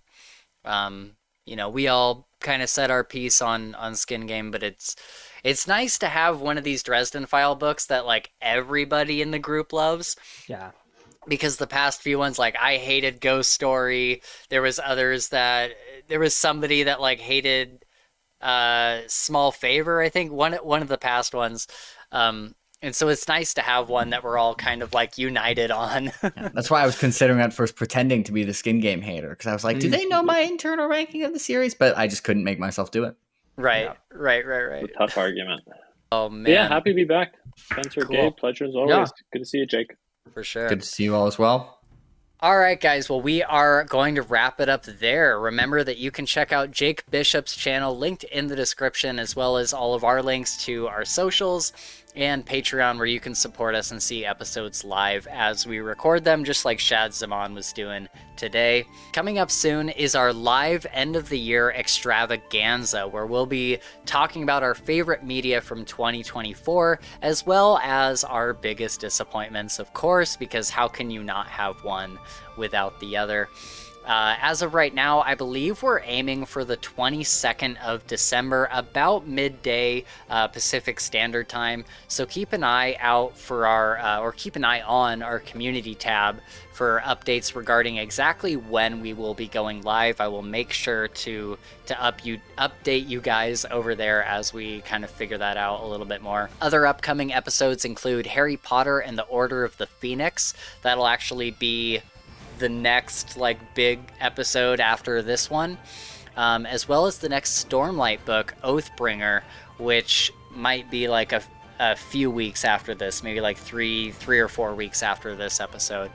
And if you haven't noticed, we've decided to do a book episode every other week.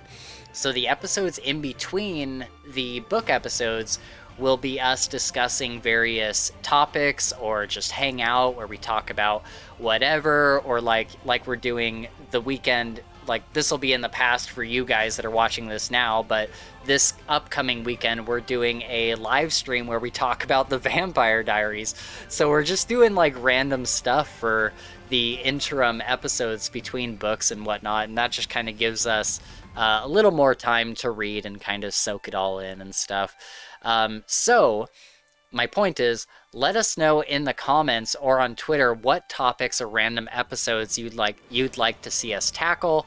That would actually be super, super helpful, because I only have so many ideas. So the more ideas that you can give us for topical discussions is actually super, super helpful, and the likelihood that you will see your idea become an episode is very high. So that would be great if you guys could chat with us in the comments. And just in general, we love to chat with you guys down there. So let us know what your favorite parts of Skin Game are. Let us know what your favorite book in the Dresden Files is. How would you rank these books? If you don't agree with our ranking, that's totally fine. Let us know how you would rank them. We'd love to chat with you down there in the comments. But with that, thank you so much for hanging out with us and sharing a love of the Dresden Files with us over the past 3 years. Have a wonderful rest of your week, and until next time, parkour, bitch!